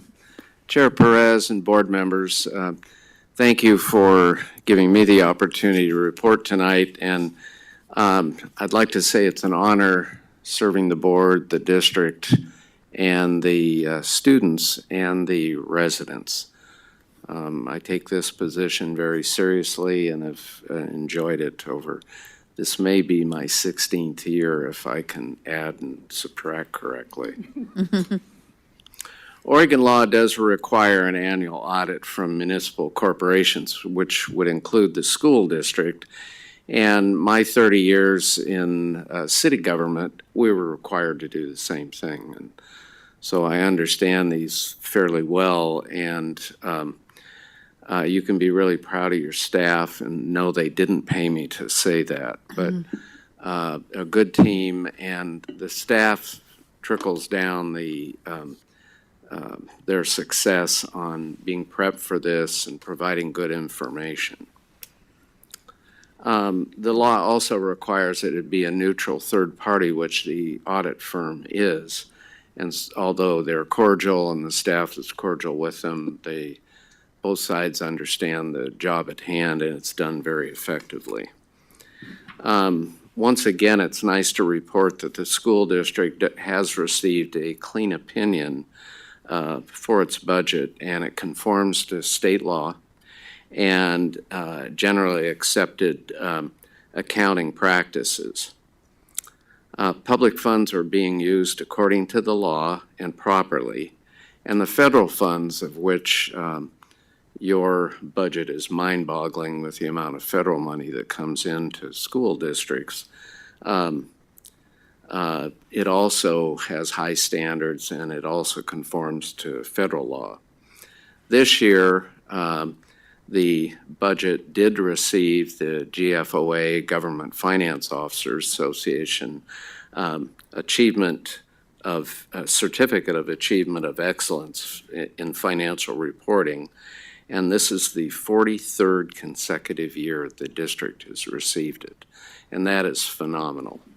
And also, the district received the Association of School Business Officials International did award their Certificate of Excellence in Financial Reporting for the district, and this is the 42nd year in receiving that. I doubt there's anything any better than that, certainly, in school districts, cities, other municipal corporations. So certainly your staff is doing the job and you're conforming to state law. So as a taxpayer in the school district and a student who went to Beaverton schools, you can be proud of the work that the whole team is doing. And really, that's my report, and probably any technical questions could be better asked of the auditor. So, thank you. Thanks.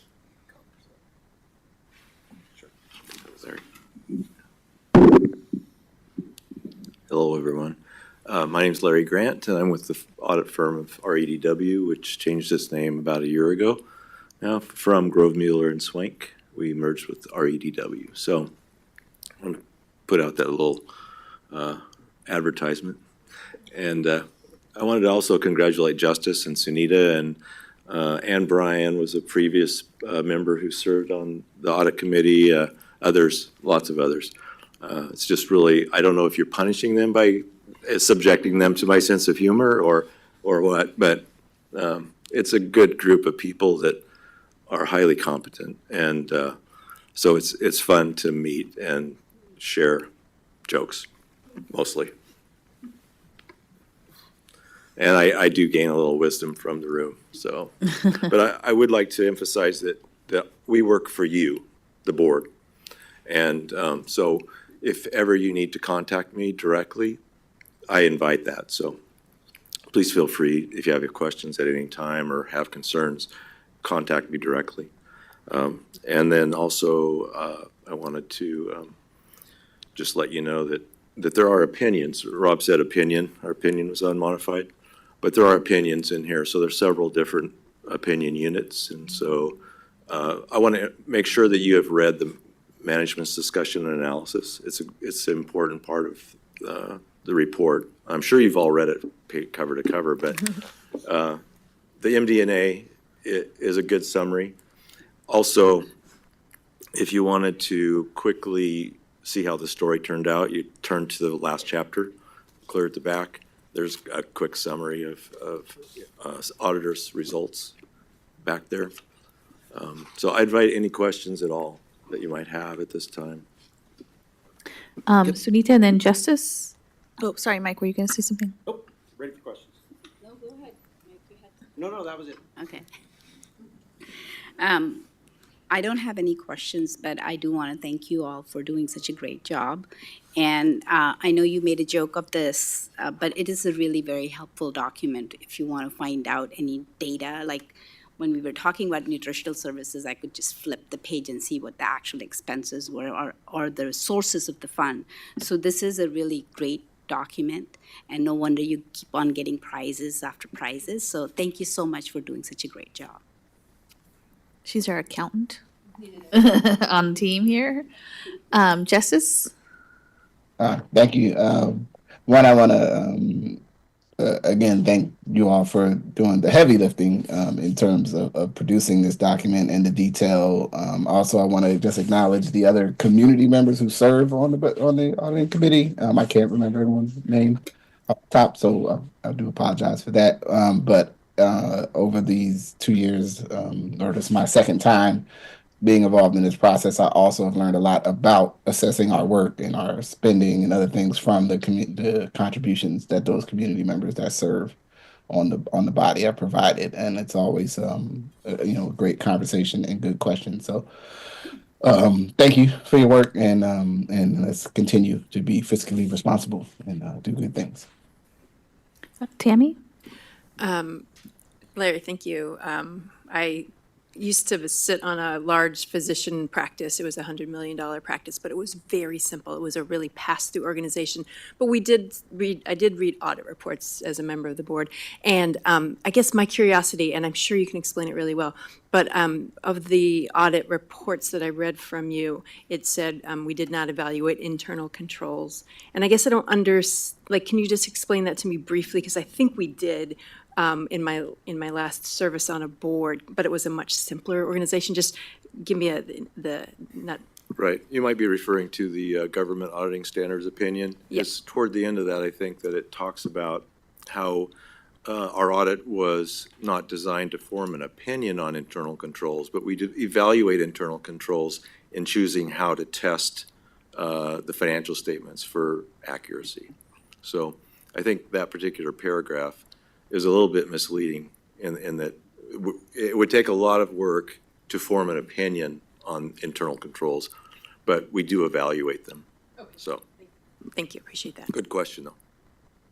Any other questions, comments?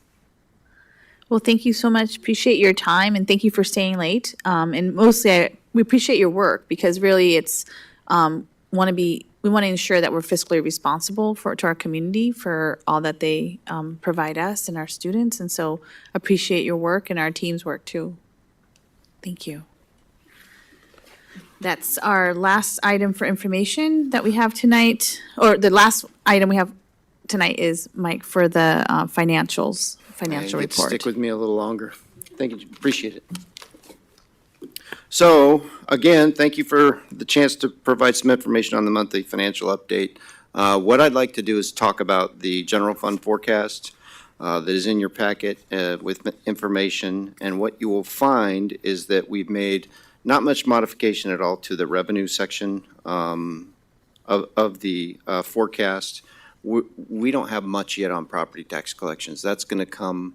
It comes in late November and the start of December, and once we get those tax turnovers in and reports from Washington County, that'll give us a good picture to start updating revenue. We are at that time of the year, and I'll talk about that in a little bit about budget, but where we start dipping our toe into next year, looking back into last year in terms of how we finished. So we're kind of in the multi-year look around, see where we're headed for budget. So it's an exciting time in the business office. On the expenditure side, now that we've got the classified with their first month of COLA and retro and all the expenses that went through that, we updated the expenditures. We actually brought salaries and benefits down a little bit, brought down our purchase services and supplies down in terms of a little bit in terms of our forecast. And so what you'll see now is we're projecting that we'll end this year with about a $16 million deficit. Remember, budgetarily, we budgeted and planned for a $17 million deficit, so we're running just a little bit under that, but still a deficit nonetheless for this year.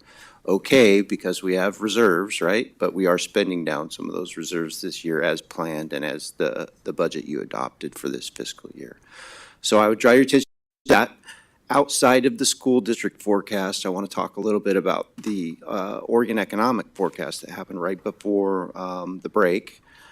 So we have a new state economist. I don't know if you all knew that, but we have a new state economist. New state economist came in and presented their first time before the legislature to talk about where revenues are headed. And that new economist took a look at the model that we've been using in this state and made a few tweaks to it. And so with those tweaks, what they are projecting is that the state will end this biennium, the current biennium, with an additional $950 million in resource. And that in the next biennium, there's about a $1.3 billion increase in resources, primarily in the personal income tax area. So combined, about $2.3 billion of more resource as the legislature heads into session than what they had prior to November 20th or whatever that date was. So good news in terms of forecast and the economic forecast and kind of where things are headed. We're hopeful about that. As Dr. Balderas mentioned, the governor also put her budget out, and that's her framework and her priorities as we move forward with a budget for the state of Oregon. While the governor puts out a budget, it's up to the legislature to actually appropriate the money in the categories, and actually it's their job to appropriate the money and build the budget. So the legislature will take the governor's priorities, take a look at that, take a look at their own, and we'll spend the next several months talking back and forth about priorities in this state, and they'll come up with a budget. And for us, what will be important is the state school fund number. Importantly, the governor did come out with a current service level increase for school districts in the state school fund. She's appropriated $11.36 billion in there. That's about somewhere between I think it's around 500 million more than what we would have expected in prior CSL runs. So what the governor committed to last fall and actually came through on was this idea that we, as the Legislative Fiscal Office develops the current service level for school districts, is built on an old model that remember we always said there's no way, right? Like the current service level roll up last time was a 4% increase.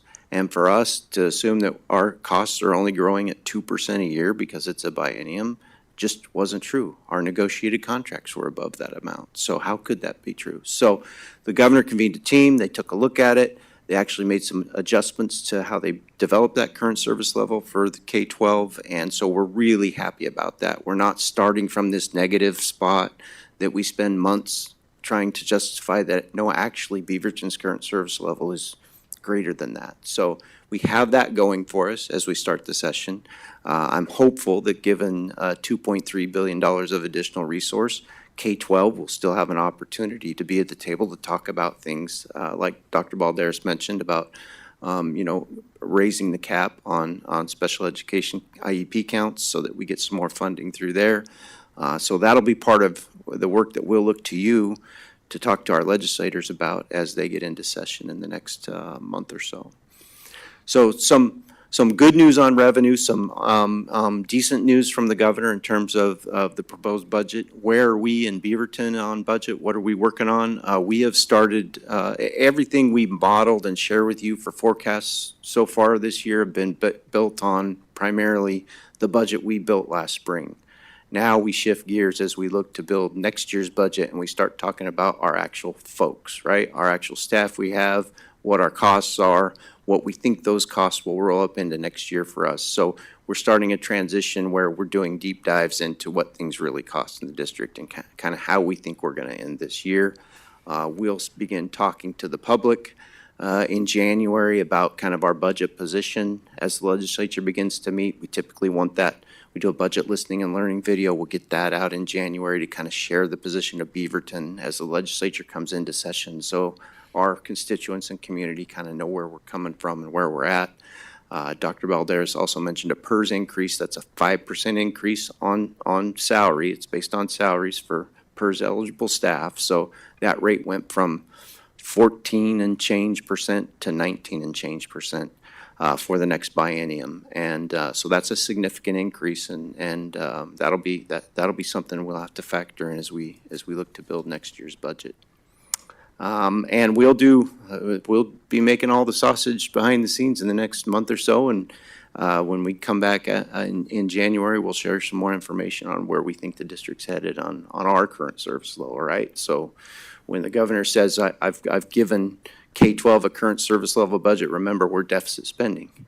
So we're already deficit spending. That means we'll continue to deficit spend. So we'll have some things to talk about as we get into the new year, and I look forward to talking to you about that further. And I'll take any questions you have now.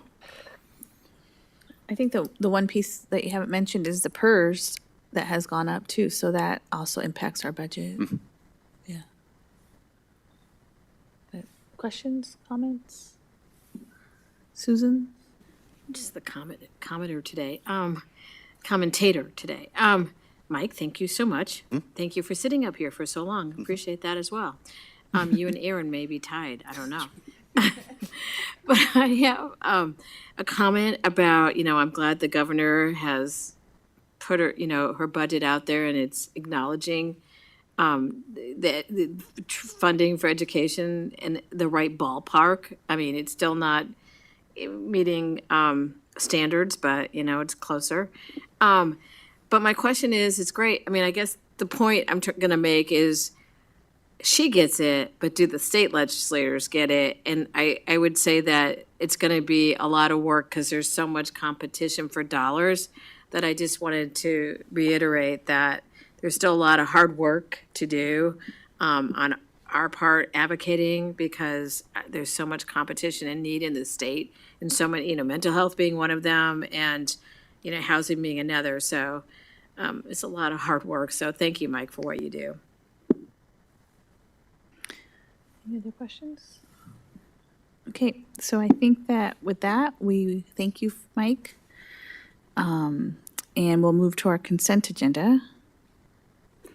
Do I have a motion to approve the consent agenda minus the items that were removed? Which were the Beaverton High School stadium lights and the Mountainside High School batting cage construction. So I move to approve the consent agenda as submitted with the exception of items that were removed. Do I have a second? Second. Thank you. All in favor, please, of approving the consent agenda, please raise your hand and say yes. Yes. Yes. Yes. Okay, that passes unanimously. And then now, thank you, we'll go to the items that were removed. We'll now vote separately on the two items that were pulled from the consent agenda, the contract authorization of Beaverton High School stadium lighting and Mountainside High School batting cages. First, the contract authorization for the Beaverton High School stadium lighting. Is there a motion regarding the contract authorization for the Beaverton project? I move to approve the contract authorization for the Beaverton High School stadium lighting as submitted. Do I have a second? Second. Thank you. Are there any questions or comments before we can vote on this item? Just quick Tammy? comments. And I'll talk about both of them now, and we can skip to the end. I think we'll have to do one at a time. That's fair. Oh. I'll just comment once. Oh, that's all got I'm it, saying. sorry. So I'm going to comment about both of them. And I guess I'm concerned about the optics of the situation we're in right now with both our bargaining with BEA as well as the conversations that we're having with our state legislators. And it came up for me when we had a senator visit us last week, and she said, "You're always asking for more money, but you keep building new athletic fields and stadiums." And I know that we build our athletic fields and stadiums with bond money. She might know that too. And as we're having the conversation about needing more money, and yes, you need more money, but your reading scores are terrible. What are you doing to improve that? So my assessment of the situation is that for me, how I am right now is that I have a hard time justifying spending $1.5 million on athletic pursuits when we're not doing our core mission well enough to justify begging for more money. So when we look at our reading scores, they're abysmal. We have 5 of our high schools are below 50% reading scores. We have some of our elementary schools in the teens. We have one of our elementary schools at 8% reading at grade level. So I'm not going to say any more. I'm just going to say that for now, I feel really comfortable voting for approving contracts that are for our core mission, and all of these other ones, great. We need new classrooms. We need our HVAC. So that's all I'll say. I'm going to vote against the contract items that aren't meeting our core mission of reading, writing, and arithmetic for now, until I can feel like we are making some difference in meeting those goals to improve our students' reading scores. So that's all I'll say. Thank you. Any other comments? Melissa and then Susan? Well, I was reading through the public contract authorization details, and for the batting cage construction, I noticed that there's donor funding, so I think there's a package of donor funding. So, and then for both of these items, they're bond, and so the Bond Accountability Committee has reviewed them, and it's an agreement that we have with our community that we said this would be part of the bond package. And I just wonder if Sunita, and not to put you on the spot, but as our Bond Accountability Committee person, is there conversation about that, or is there? Nobody brought anything to my knowledge about those two contracts. Casey, can you confirm that, please? Do you want to use a microphone because people won't be able to? Can we pass you a microphone? Or you can, here, I'll take it.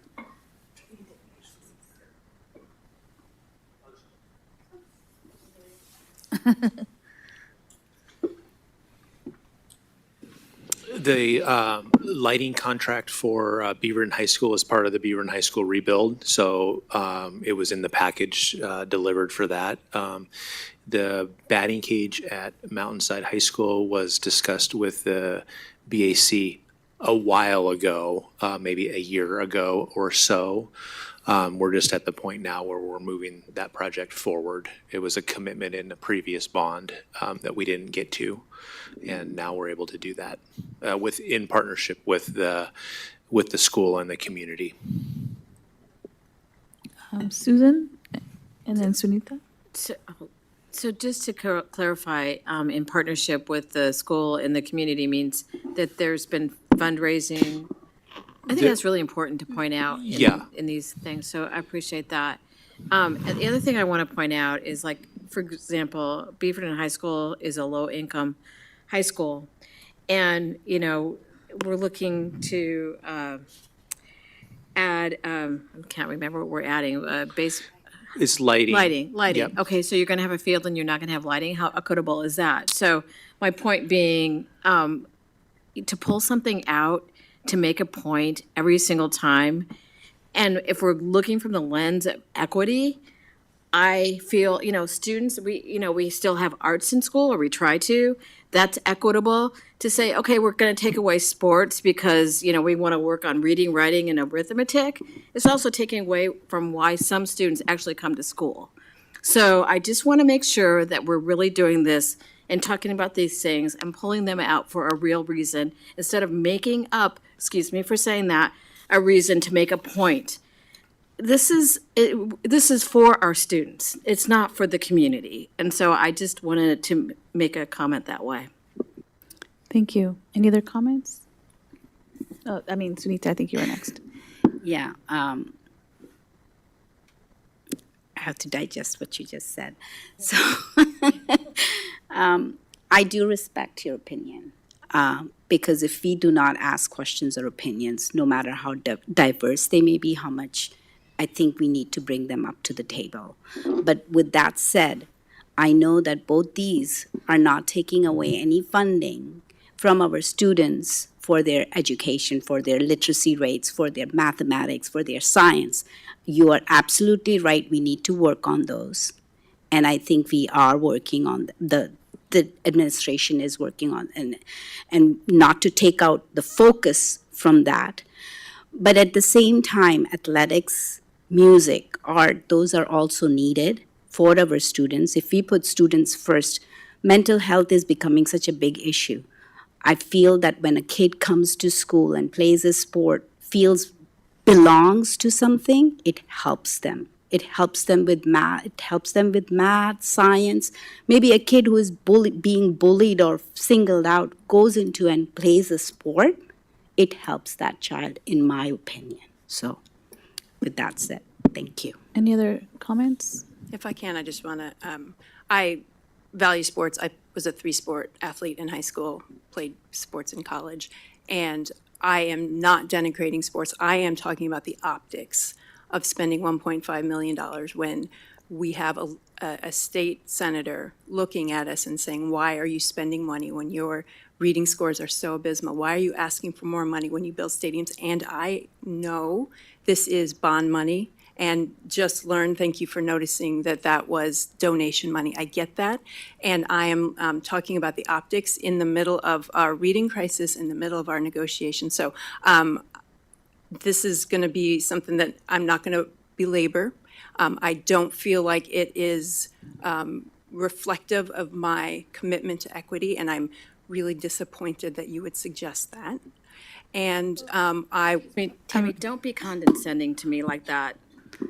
Don't say you're disappointed in me. That's not okay. I have been That's sitting not okay. We're gonna take this So to what the point of our conversation and so I'm is. done speaking. I wanted to say that this is where I'm going to be right now. And with respect to everyone's comments, and I understand where you're coming from, and I hope you know where I'm coming from. And so that's all I'll say. Thank you.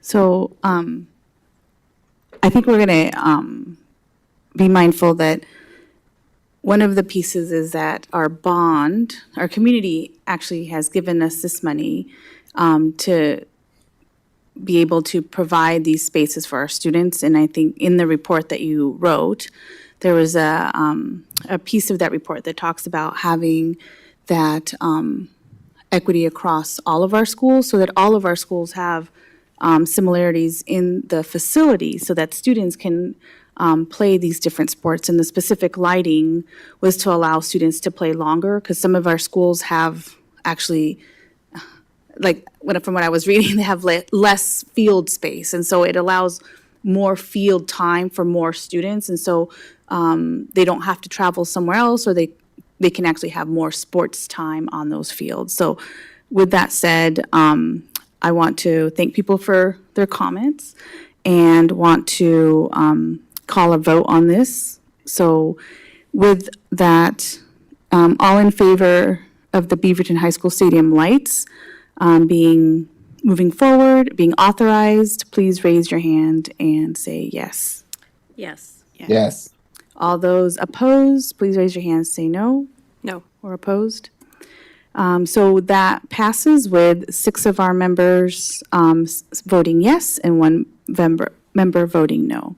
I'll now call, we'll go ahead and move on to the Mountainside High School batting cage construction. And can I have a motion to pass the Mountain High School batting cage construction? I move to approve the contract authorization for the Mountainside High School batting cage construction as submitted. Thank you. Can I get a second? Second. Thank you. Any comments? With that, we'll take a vote. All those in favor, please raise your hand and say yes. Yeah. Yes. Yes. All those opposed, say no. No. That passes with 6 of our members in favor and 1 opposing. And now we'll move on to, let's see, items for action. So our first item for action is our budget. Let's see. First is extending the budget committee selection process. We'll start with some information from Mike Schofield. Thank you. I'll be brief. We set back in August, when we put this process into motion, we set a time limit of November 15th for budget committee applicants. We received none by November 15th. So since then, I believe we've gotten a couple, but what we're asking you to do tonight is to extend that deadline out to January 15th or further as needed, in hopes that we get some budget committee members. And I'm looking at you folks to do your best recruiting and see if you can get some folks interested. But that's the long and short of it, is we're just extending the time period to January 15th. And can you remind us what zones we're still needing committees from? They're listed here, I know it was 3 in our- vacancies, zone 3, 5, and 6. So if it may as well, we are unique in Beaverton in terms of how we do our process. Maybe not for this cycle, but maybe in the future, just to have a discussion about budget committee members by zone, because most districts don't do it this way. So just so we can get more of a pool. So just, again, just throwing out there for, you're in charge, but just to have a conversation after this cycle. And if, I remember when my zone person was up, they asked me to go look for somebody. So if you're one of those zones, maybe go see if there's anybody in your community that you might be like, oh, you might want to tap in your zone to say, hey, maybe you'd be interested in joining. We're a lot of fun. Yeah. Quick question. When in that cycle, Dr. Balderas, are you suggesting that we can make that change? You can do it whenever Could you, right now? you're the board. Yep. You're So the we could board. say, we could open it up to 3 at-large, and then from then on, it's at-large? I'd want to bring that back to you in a formal motion, but yeah. Yep. We can. I think it would be item for information, and then I would go for voting. And I would worry about, we're discussing, like, I would worry about changing it right now because we have a process that we have in place. So I would suggest to the board, if that's something that you want to do, I would actually do it when we finish this process. But So it'd be August when we'd come back to you again and say, here's what we recommend? yes, that seems like a. Yeah. Yes. And so we can maybe have a discussion if that's something the board wants to think about. It's more the standard. So what I'm proposing is more of a standard what districts do, what school districts do. With that said, I'll call, I can't remember where I was. Is there a motion regarding the budget committee extension? I move to extend the budget committee selection process as submitted. Is there a second? Second. Does anyone have any questions or comments? Okay, so we'll go ahead and call a vote. All those in favor, please raise your hand, say yes. Yes. Yes. Yes. That passes unanimously. Thank you. I appreciate your time. Our next item for action is the approval of the bond budget update. Casey and Aaron will be back. Huh? Did I skip one? It's the OSBA election next. Budget. We'll get to it. We can go with you and then we'll go back to the one. Sorry. Okay. Last month, we presented an item for future action talking about bond contingency and a variety of projects. We're here in hopes of action tonight. We have not received additional comments or questions, so I'm just looking for guidance on what we presented a month ago to move forward with those projects outlined and the allocated funds towards those projects needed to meet our bond commitment. Were there any, is there we had a motion already, right? No, okay, is there a motion? Sorry, I'm getting a little tired. Is there a motion regarding the bond budget update? And then we can go into the questions. Okay. I move to approve the allocation of the 2022 bond program contingency as submitted. And Is there a second?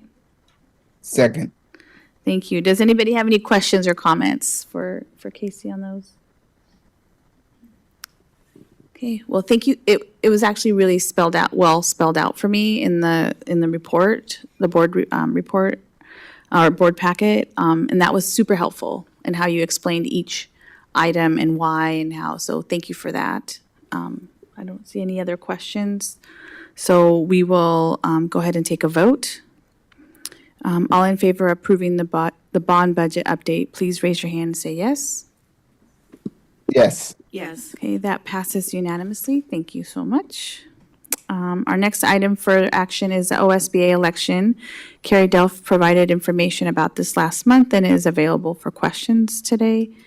And I think there's 3 items. So we'll go each item at a time. We'll have Carrie come up if there's questions. Is there a motion regarding position 15? And that's for voting for the OSBA position 15.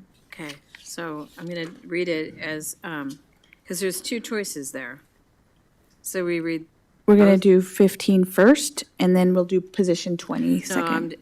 Just within the reading of the So just candidate. for orientation, if it helps, the OSBA election has on it this time in this region, there are 2 board seats up for election, and there are 3 resolutions for the board to decide on.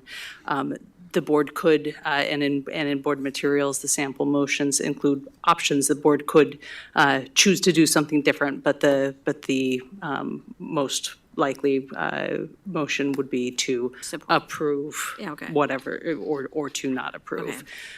And that is the choice. Okay, so for board candidate position 15, I move that the board support Christy Kotke for OSBA board position 15. Second. Thank you. Are there any comments or questions about that position? She served a long time too. She was an educator.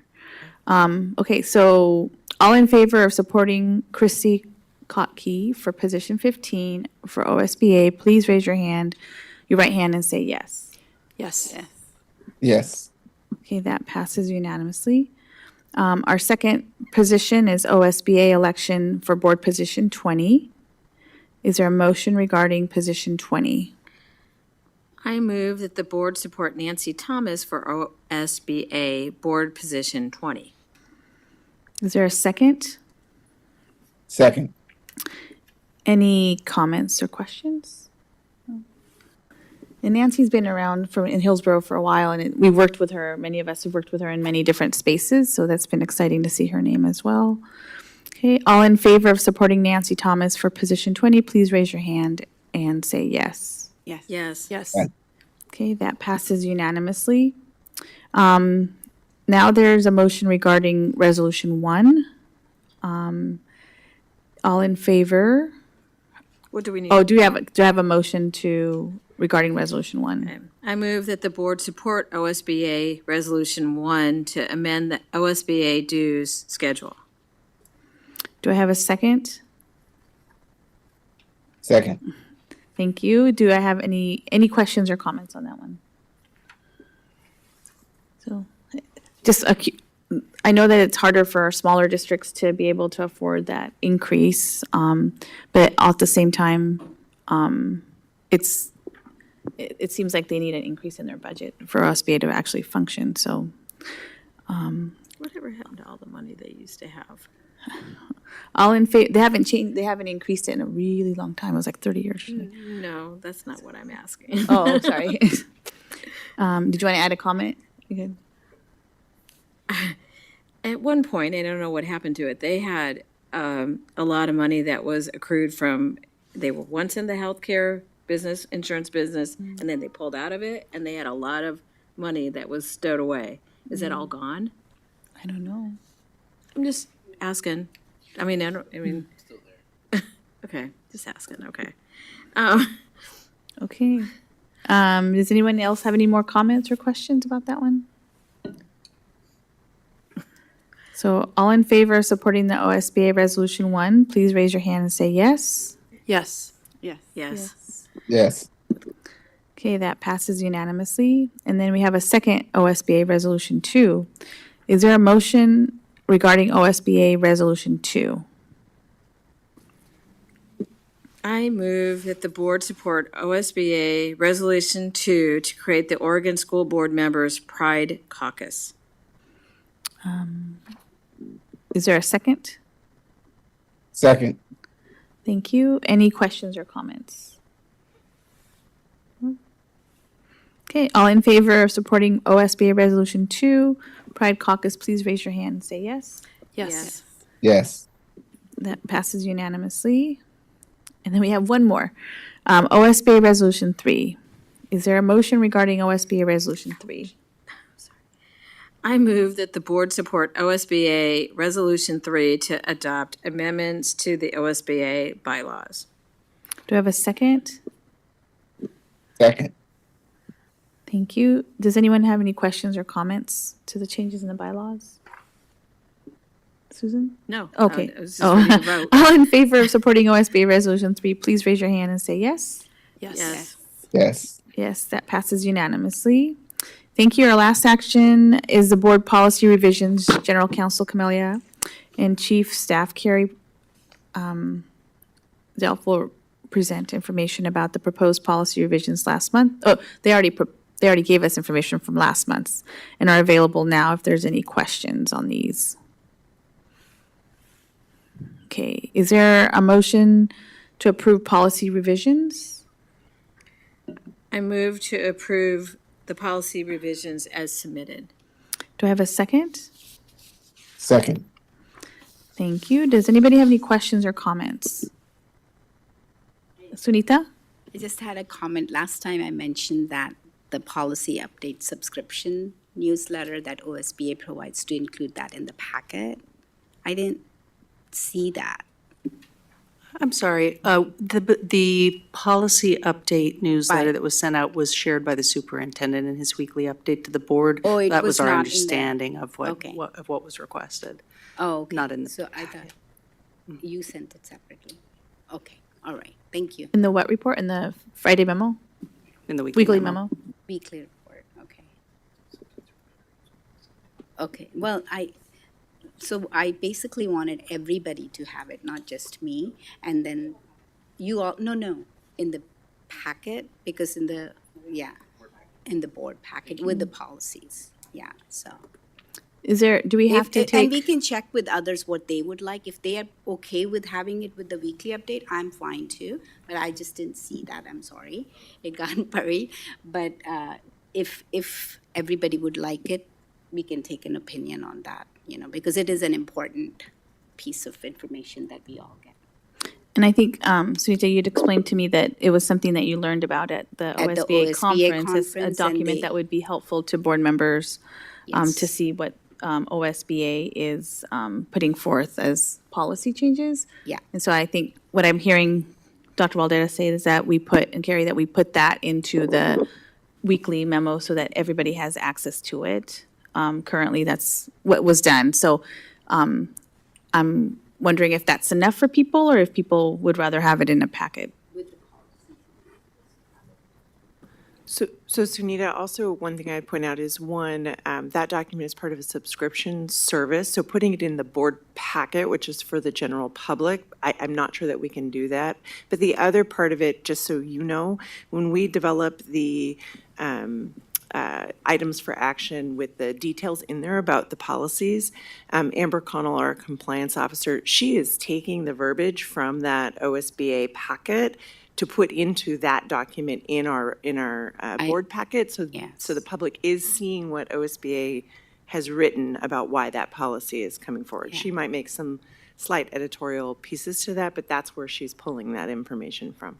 Your first point makes sense, maybe the subscription can't be included, but it was a recommendation by the OSBA themselves, so maybe we could check with them that if it's okay or not. Yeah, I'm happy to do that. Yeah, thanks. Does that answer your question? Yes. Okay. Perfect, thank you. Yeah. So with that, I'll call the vote on the policies at EBBA, EBBB, and JHCA. All in favor of moving those policies forward, please raise your hand and say, policy revisions, please raise your hand and say yes. Yes. Yes. Okay, yes, thank you. Those pass unanimously. We'll now move to items for future action. First up tonight, we'll have some additional board policy revisions for consideration before we vote or approve on these on future meetings. So Camelia and Carrie are up again to walk us through that part. Thank you so much, Chair Perez. Tonight, we are continuing forward with our work on the healthcare policies. So we have brought forward to you a revision to GBEB, Communicable Diseases in Schools. That is, it's not going to apply to just staff or just students. That's going to be what we call like a slash policy. So it's going to be GBEB/JHCC in terms of that language. So it applies to both groups. So the natural next step is that we are recommending a deletion of the one that was specific to students because it's going to be part of a combined policy in GBEB. Then there's a recommendation to delete the separate JHCC, that's the Student Communicable Disease Administrative Regulation. That is one of the administrative regulations that the board actually has to approve or delete. So that's why that's here for you. We don't normally bring administrative regulations to the board. that information is being combined into the combined new AR, which we will be bringing forward, I believe, next month, possibly. It's on our list of things that will continue to come forward to you all. And then there is a recommendation to delete both the staff and student HIV/AIDS policies as well. Those are being recommended for deletion because they model outdated practices, and any relevant components are being incorporated into either state law or into other places. Any questions, comments? I just had one, Camelia, like when I was looking at how we were deleting some, and the only piece that I saw that was like a little bit, that might have been left out is like notification to students or community, because I know we were notifying educators if they were impacted, and I don't know if. Yeah, I saw that question from you, Chair Perez. And so who and how we inform folks is actually being covered by the AR. Now that information is in a little bit more detail in its own section in the proposed administrative regulation that's going to come forward. Okay, because I noticed that we had it, the staff notification in the revised one, but not the student notification. So I didn't know, and I figured it'd probably be the AR, but wasn't sure about that. There isn't a requirement, to my knowledge, under either the Oregon administrative rules or statutes about notifying students in general about an individual student case. We do have an obligation in there to notify staff who might have an educational interest in that particular case. That generally means that because they have a need to know in order to fulfill their duties and roles. That term, I know Tammy asked that question as well about what that term means. It's not defined in the statutes anywhere. When I look at that term, I think back to FERPA, which is our student privacy laws, our federal laws around that. And that's generally understood to be staff who have a need to know to fulfill their duties and obligations would be kind of within that grouping.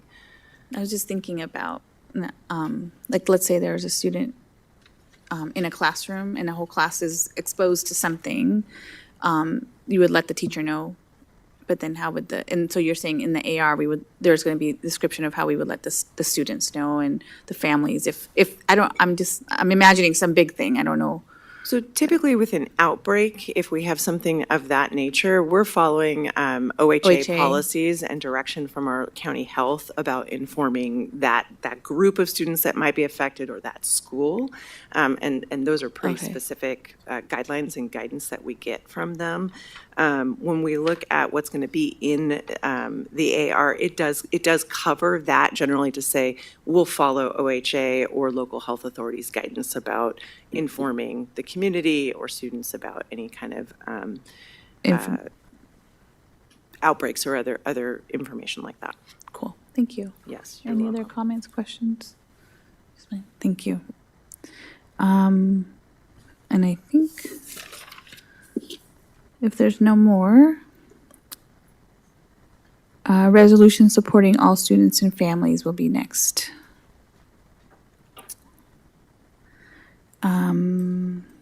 So do you want to, I'll hand over to you.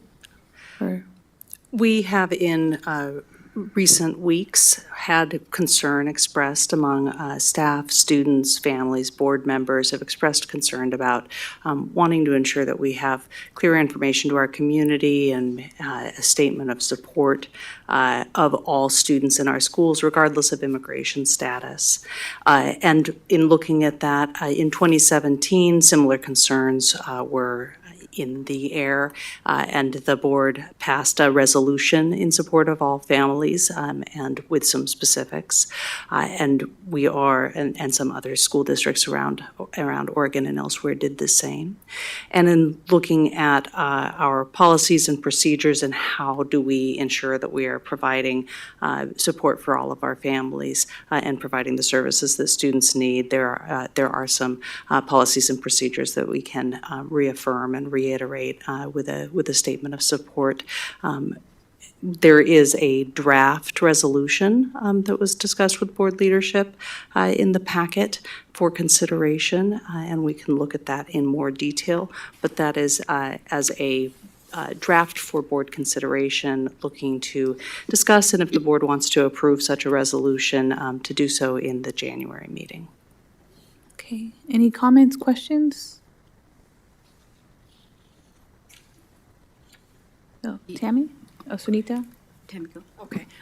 So I had some thoughts, and I put them into the comment space so that you guys could read them if you chose to. I think some of the groups that we're missing, this is actually really good. Thanks, guys. I appreciate your work on this. I'm curious about our Muslim community that was under attack the last time. A lot of this is focused mostly on immigration, and there was a Muslim ban. And so I just wonder if there's a space to include our support for our Muslim community, especially in light of hearing from them tonight. And then there are lifelong Americans, multi-generational, who don't look like me and can be, people out in the community can, say, go back to your country, go home. So I just wonder if there's also space for recognizing that people of color can also be targeted in ways that they are very removed from immigration. And so I just thought we could consider adding some language about supporting those folks as well. And then the last thing that I didn't include, but I wonder if we want to bring in some language around acknowledging, especially in the Be It Resolved, where we're doing our action statements, that we're going to be working with our union partners in this. So I know we talk a lot about admin, but I think we'll probably be working closely with our union colleagues. So I didn't know if there was a place to include, to specifically call out that work. So those were the thoughts I had, and be interested in hearing if people had a chance to read some of the things I mentioned. Just some Sunita and then feedback. Susan. Thank you. I'm sorry, I didn't get a chance to read your answer, but thank you for your comments. Thanks for doing this. I really appreciate this. We had, like you said, that in 2017-16 this happened. What were our lessons learned? Did we take the same draft, or did we change it, or can you speak on that? This particular draft resolution does reflect some of the elements that were in the Beaverton resolution from 2017. If you look at other resolutions, you will find that it has more in common with the Eugene resolution that was passed in 2017. Okay. Were there any lessons learned, like something that we could have?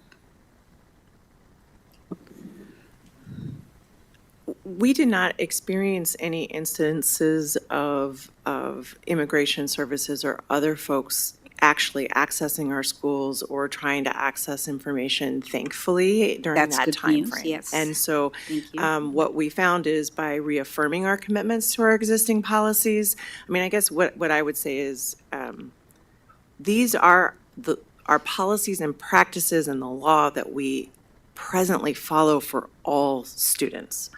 And so we affirm those to these communities that are feeling particularly vulnerable at this time. But these are our practices that are in place for all of our kids all of the time.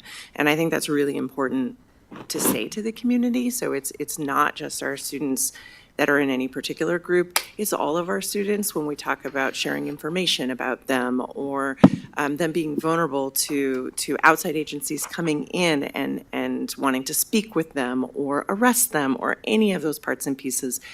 We have policy that covers all of this. What we're also reaffirming in doing this, and I think is an important thing, is training and making sure our staff, both in our front office, our admin team, and our teachers all know what those commitments that have already been in place, what those are, and what their rules are with respect to all of those.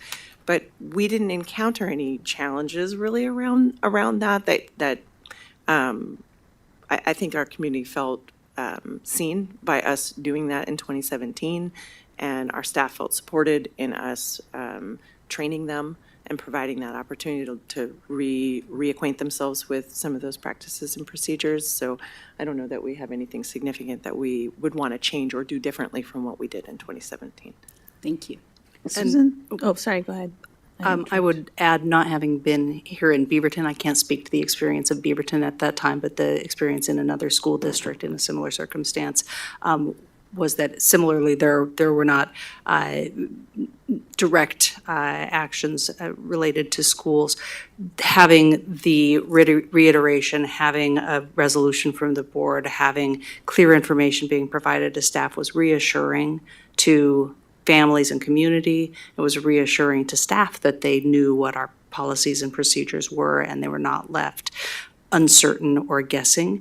And in that circumstance, we did also find that we had some practices that had slipped and needed to be tightened up, particularly around, for example, asking for a birth certificate instead of any form of identification of age. That was an example of something where that was helpful to tighten up that practice. But really, the greatest lesson learned was that it was helpful to reiterate and reaffirm what the practices, policies, and procedures were that addressed these areas, because people were not always certain. Carrie, your computer's going to shut down in a few seconds. Okay, just, sorry, Sunita, didn't mean to interrupt. No, go ahead. Are you done? No, I was just saying the computer's going to shut down. I didn't want I didn't want us to lose justice. Sorry, go ahead. I heard from some people that the resolution is great, and this maybe, I don't even know if this is a question to you guys, but there were some parents who were scared to send their kids to school, and the absenteeism went up even more. So do we have any thoughts on how we can protect or make our kids feel safe to come to school?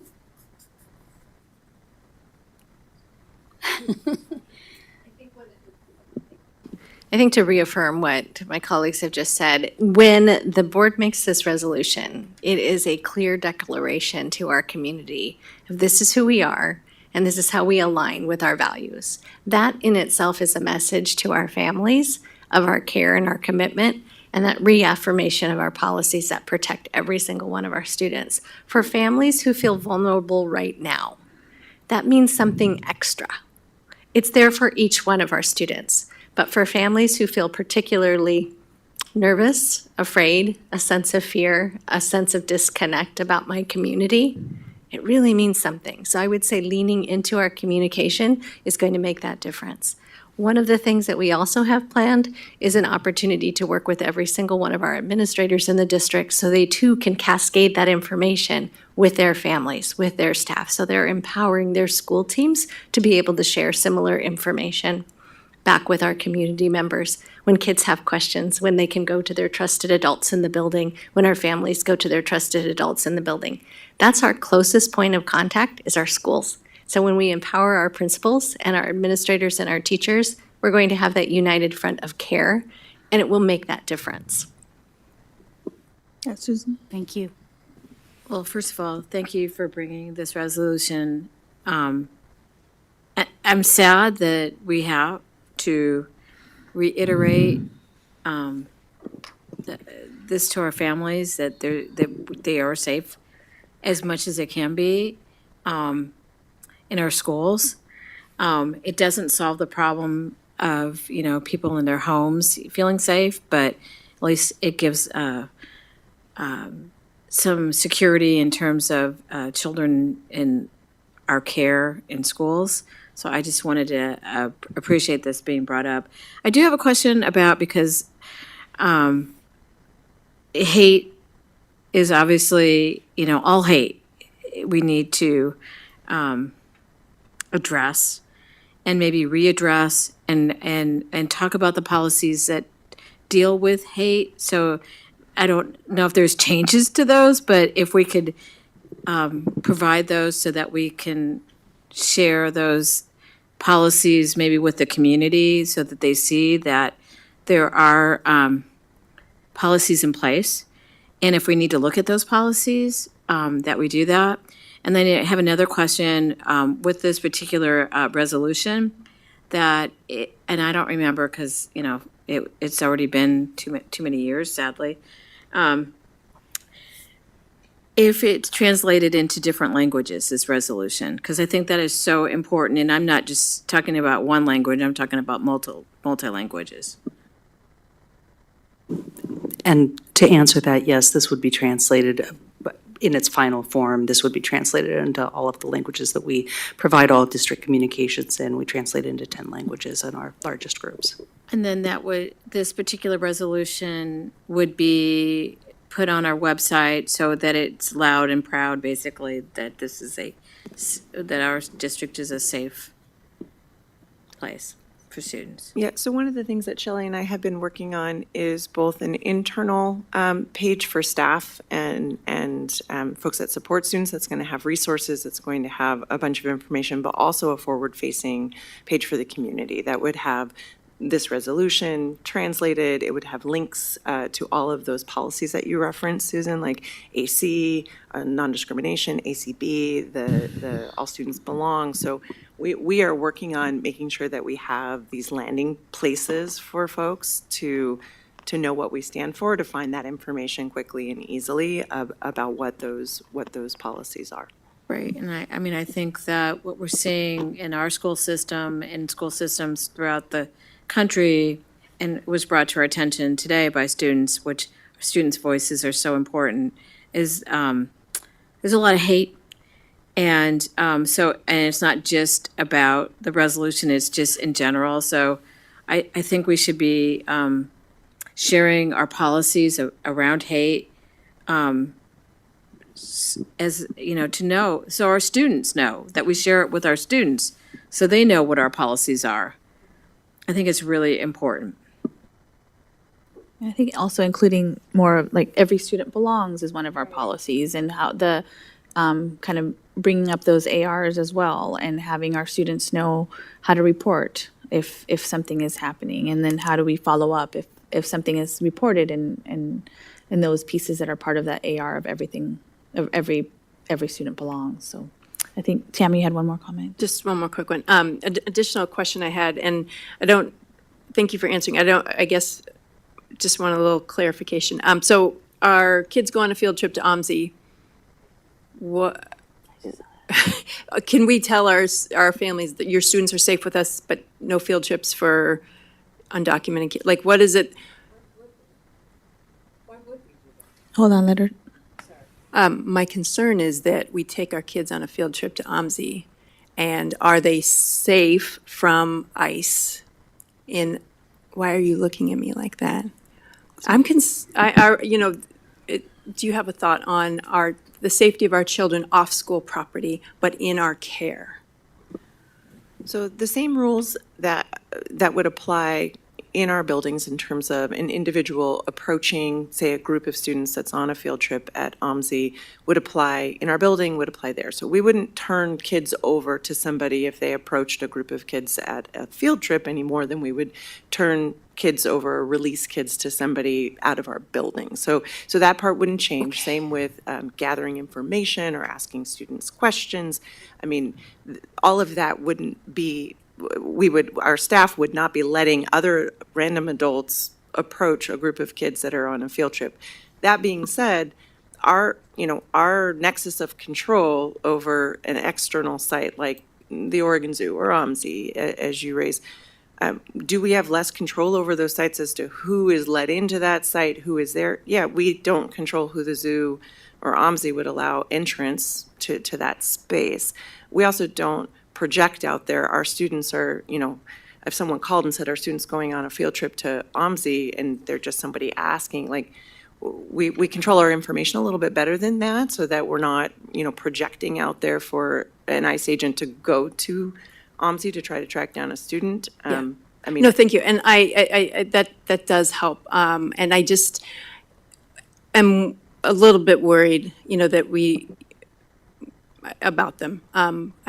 During the last Trump administration, there was a dad, I think it was in Tiger, or maybe Tualatin, I'm not sure, or Tiger to Alton, that dropped their kid off at a bus stop and then was picked up by ICE. And so, like, the bubble, I'm just worried about the bubble of protection. And so field trips came to mind, and I feel reassured that, that we can tell our families, your children are safe on field trips, please let them go to OMSI. And so that's, I guess, where my head is just wanting to, this is all about reassuring our families. So wanting to be reassured myself. Yeah, one thing I think is important when we tell families that their students are safe is that we work within kind of the policies and the things that we're putting forward in this resolution. So we don't, we want to give the right sense of safety and what is really within our control to control versus other things that may be outside of the scope of what a school district can really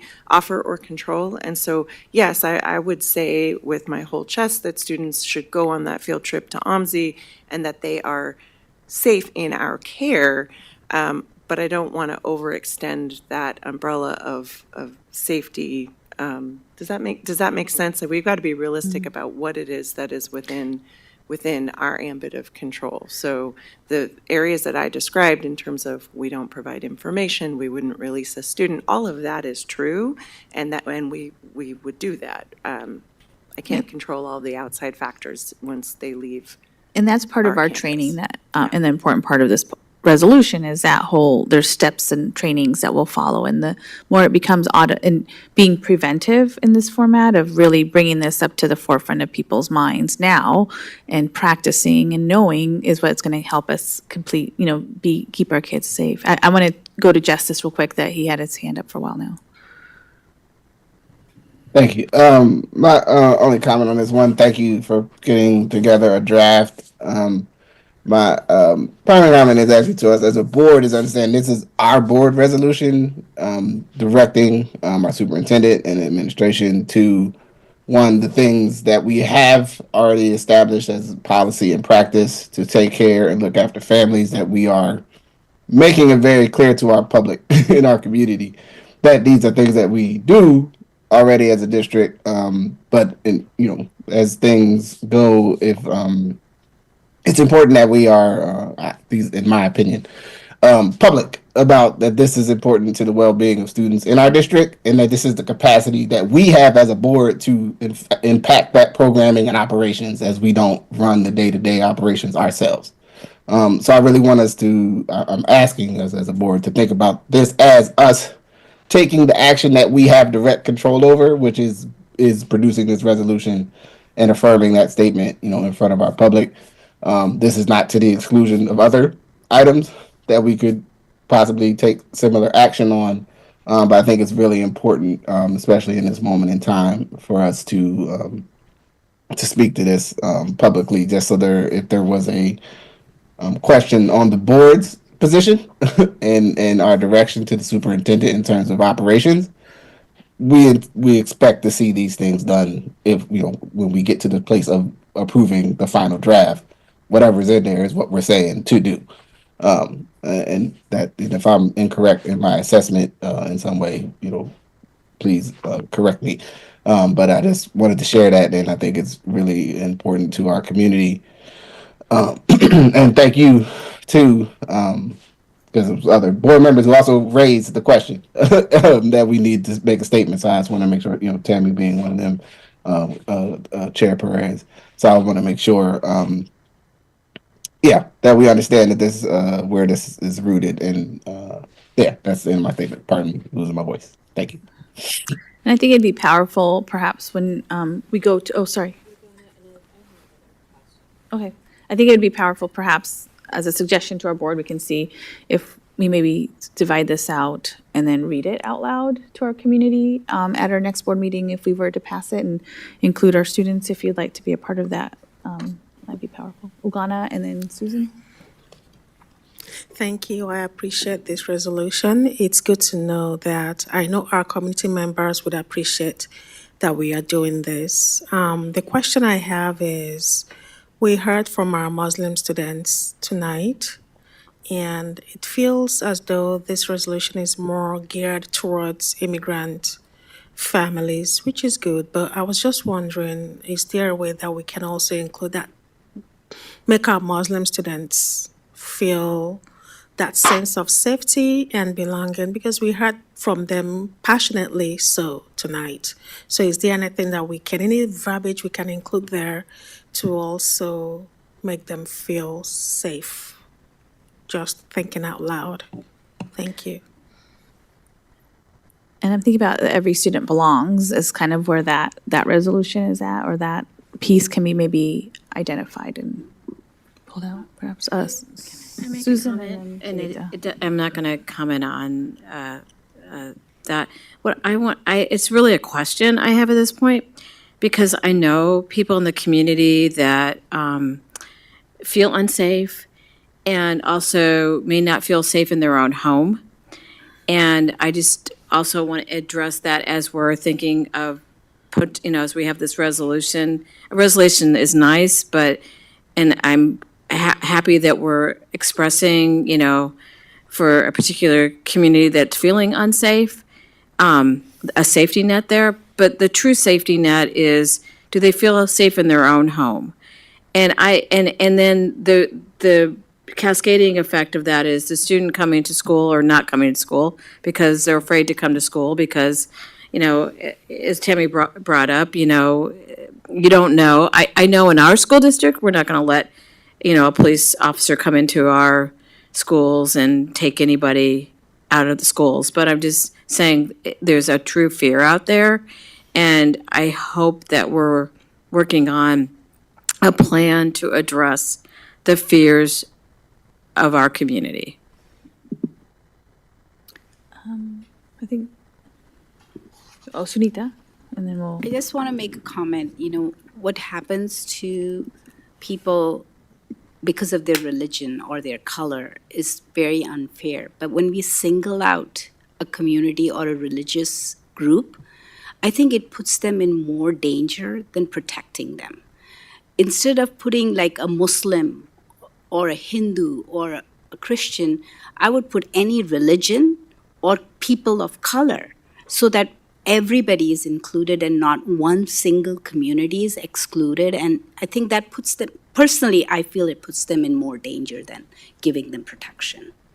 I do agree with you, Sunita. And when I made that comment, I'm not necessarily suggesting that we just put Muslim there. What I was thinking about, where you have national origin, religion could actually come in there. So that's what I was thinking about. I wasn't suggesting, okay, put Hindu, Muslim, or Christian. I wouldn't suggest that. Thank you. Sorry, I got that confused. I think because we talked about Muslim band. No, because the students spoke tonight. Yeah. That's why I'm Yeah. even commenting on it. Okay, yeah, so we are on the same page then. Our board has passed a beautiful equity policy with modeled language there that encompasses so many of the rich diversity and identities within our community. And I think we could look there as a place where we see immigration status, but we also see faith. We also see family makeup, but we also see initial proficiencies, disability, home language. So something that is all encompassing. And the board has modeled that for us. So that is a place where we can look for some language. And I think the other group is our LGBTQ2SIA plus community. Absolutely. That's also part of that focus. But so, and I don't know, honestly, like maybe when you look at that, Shelley, I don't know if this is the right resolution to put all that in, or if it fits, or if we have the every student belongs, or we're pulling what we're. Safa? I just wanted to talk about, yeah, I do agree with that, like putting Muslims on the spotlight could be dangerous for students. I also want to add something about international students. This is something that's come up at not only early college, but reporting from like counselors, students. International students do not receive as much help as I think they're supposed to. Like, we're right now completing the college applications, and it's just we're not told about things that we're not supposed to do, just because there's not a lot of awareness about, I guess, counselors knowing like what they're supposed to or how they're able to help the students. Because a lot of students are right now redoing their applications because students that are international can't apply through the Common App for some reason, and it's just double the work. And now there will be considered regular decision, and it's just not appropriate, I guess. And just talking about like all the things, other things that's been happening, like not a lot of financial help for students. Like you go out searching scholarships, you go to like one of those financial workshops, but all you hear about is like the FAFSA, ORSA, or the Ford Foundations, which unfortunately international students can't apply for any of those. So maybe like putting a little bit effort on these students to help them like succeed post high school. Yeah. Safa, thank you, and that is something that we can work with our counselors on. I appreciate you raising that. Thank you. And I think with that, we'll. Oh, Oh, Justice, go ahead. One more comment. It sounds like to me, and maybe this would be maybe I should say this at the end of the meeting, but since we're talking about it sounds like to me that there may be a place. This resolution is very specific around immigration status because the thing I'm concerned with is we make a resolution that we don't have someone in the administration that has a mechanism to follow through on the action, then we're just making empty statements, right? So it sounds like to me that may be a separate resolution around our overall equity policy. Maybe might be the pathway to address the broader context of where folks are, what's being done, and practices in the district as it pertains to the general concern around those things. Also, while being in tune to, and I want to acknowledge, that I think it's very important to be clear as a board the things that we have the capacity to make sure others do. And so I just process wise, I think that's a part of our responsibility when we're calling folks to do things, that we make sure they are actually the persons that can do it. And so that's my sense. And, I think maybe we can, maybe leadership, we could maybe have a conversation or maybe in between in the next meeting around a broader resolution around our equity practices to make sure we're actually doing, as a district, we're doing the things that we say we're doing. That's my thought based on what I've heard from you all tonight, and thank you. I just wanted to share that. Right. Yeah, I appreciate that, Justice, for putting that into the space, because it does sound like this is focused on a particular group of like looking at regardless of national origin, citizenship, immigration, documentation status, and there's processes that have been outlined of what we can do to support them in this resolution. And it sounds like there's enough movement in the board wanting, like you mentioned, maybe a second resolution that kind of pulls our equity pieces and puts the where our commitment is to addressing when something happens and pulling in the every student belongs and what our steps are. And for reporting and those things so that it's more inclusive of the larger groups in that way as well. So, okay, well, thank you so much. I'm glad that was a nice conversation. Like I love, us thinking through all these pieces together. I appreciate it's a board resolution, right? So it was important to have everybody's voice in there. We're gonna go ahead and go to board communications. So maybe we can start with our students this way, and then we'll go here, and then we'll go to the board. Is there a student that would you be okay starting? Yeah. Okay. I just want to thank the students that came in, all the Muslim students that came in today to speak about what's going on and how they just feel. I think as an MSA president myself, I try to make an environment that's very inclusive for students, and it's really hard because you have to work with multiple people. Turn your microphone on. Okay. You have to be just like creating that inclusive environment. And it's just you have to work with a lot of people to like see if there are facilities for students, funding for those students. Currently, a lot of students were talking about just like wudu stations in the bathrooms so they're able to pray on campus, especially on Fridays. And just having that space to talk out and identify themselves and express themselves, especially with like the ongoing tensions in Palestine. I think students kind of push themselves back because they don't want to be felt like an outcast or used as an example or be commented on, whether it's directly or indirectly. So I hope we do take action, make these students feel like they're included, they have a safe environment where they can speak, and just supported from the environment. Desire? Yeah, I think like tonight what stood out to me or resonated with me was like all the students representing their MSAs, which is also why I think listing the specific demographics is important to people like feel heard and seen. There certainly have been instances where people I know have been harassed or discriminated against because of who they are or what they believe or stand for. So I think that's a good thing to focus on. Also, like what is not related to this, what stood out to me was like for nutrition services, the need or the attempts and like to be more transparent about what we're eating. Basically, I don't brave the lines in high school, but in middle school, elementary school, it would have been nice to like know what was actually included in my options and stuff. So I'm glad that that's in the works as well. Thank you. Eric? Anything you want to share out tonight? Or not? Okay. I just had a couple unrelated things related to the last meeting, and we ran a focus group, me and Arushi from base. We ran a focus group with our principal, and we were just discussing a little bit about inclusivity at our school.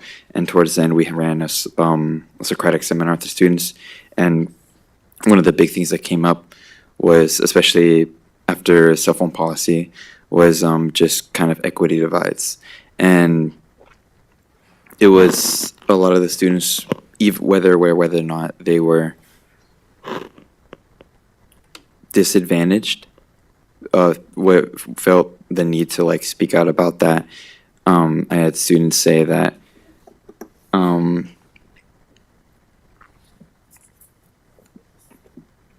mind's blanking here, but I had students say that when they're not able to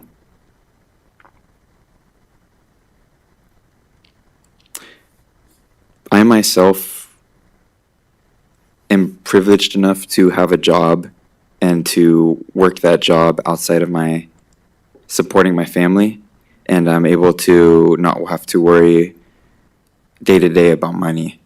And I feel that because of that, I can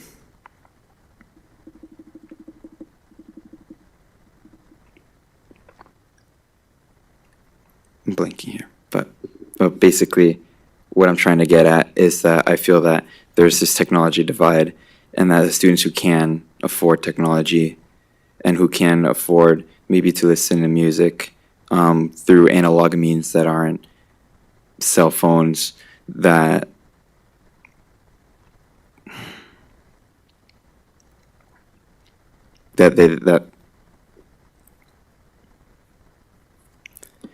I'm tired.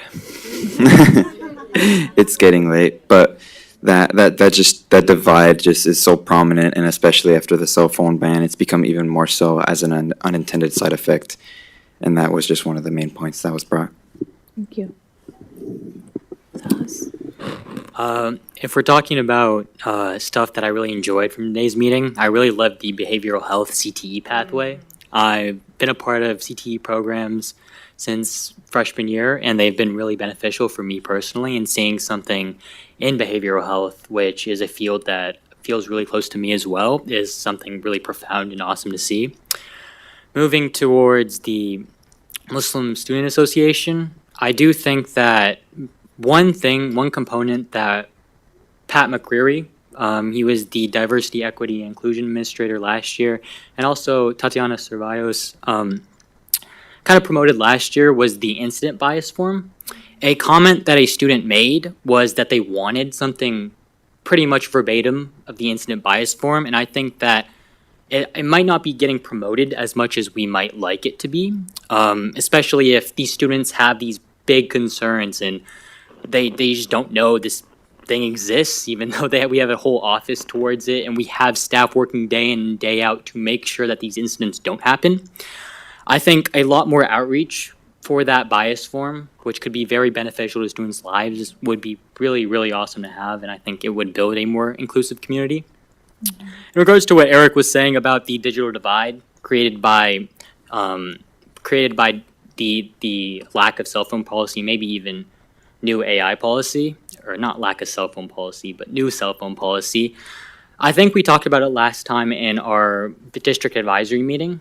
Superintendent Balderas, a couple of staff were there, and it was really the idea of that students that use like stuff like MacBooks and stuff can be on their MacBooks all the time, do whatever the heck they want, right? Meanwhile, students that maybe don't have MacBooks, they have these Chromebooks that are obviously more limiting because that's kind of the factors that we want for students to have and kind of continue their education and stay focused in class. They don't obviously have those more distracting features.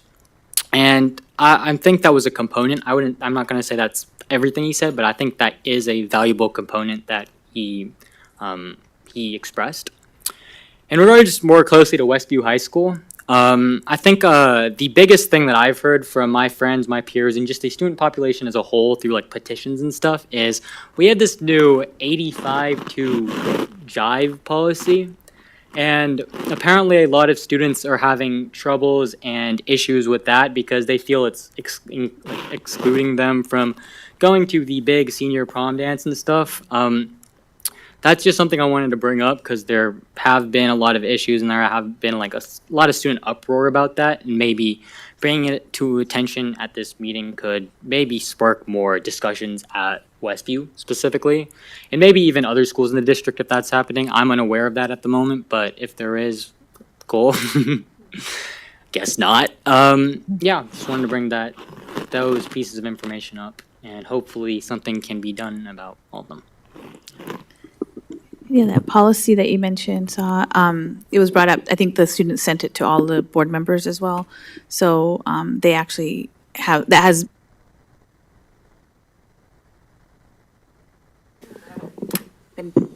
been talking too much. Too long of a meeting, time to stop, everybody. So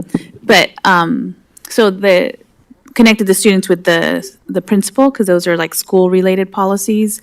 And so that's actually been in the works now. So there's follow-up on that from the district and the principal. Yeah, no, that's great. That's important. So I was just letting you know that there's follow-up on that one. But, board members? So when you run out of battery, maybe the meeting's too long. Right? Yeah, I know. Come on, Karen, stop talking. Let's go. No. We get new batteries. Okay, we'll go this. Phone, turn on. Maybe I'm going to be repetitive now. First of all, I appreciate everybody's passion. The other thing is, I have to reiterate that the Sunset students in their CTE program was so impressive. I'd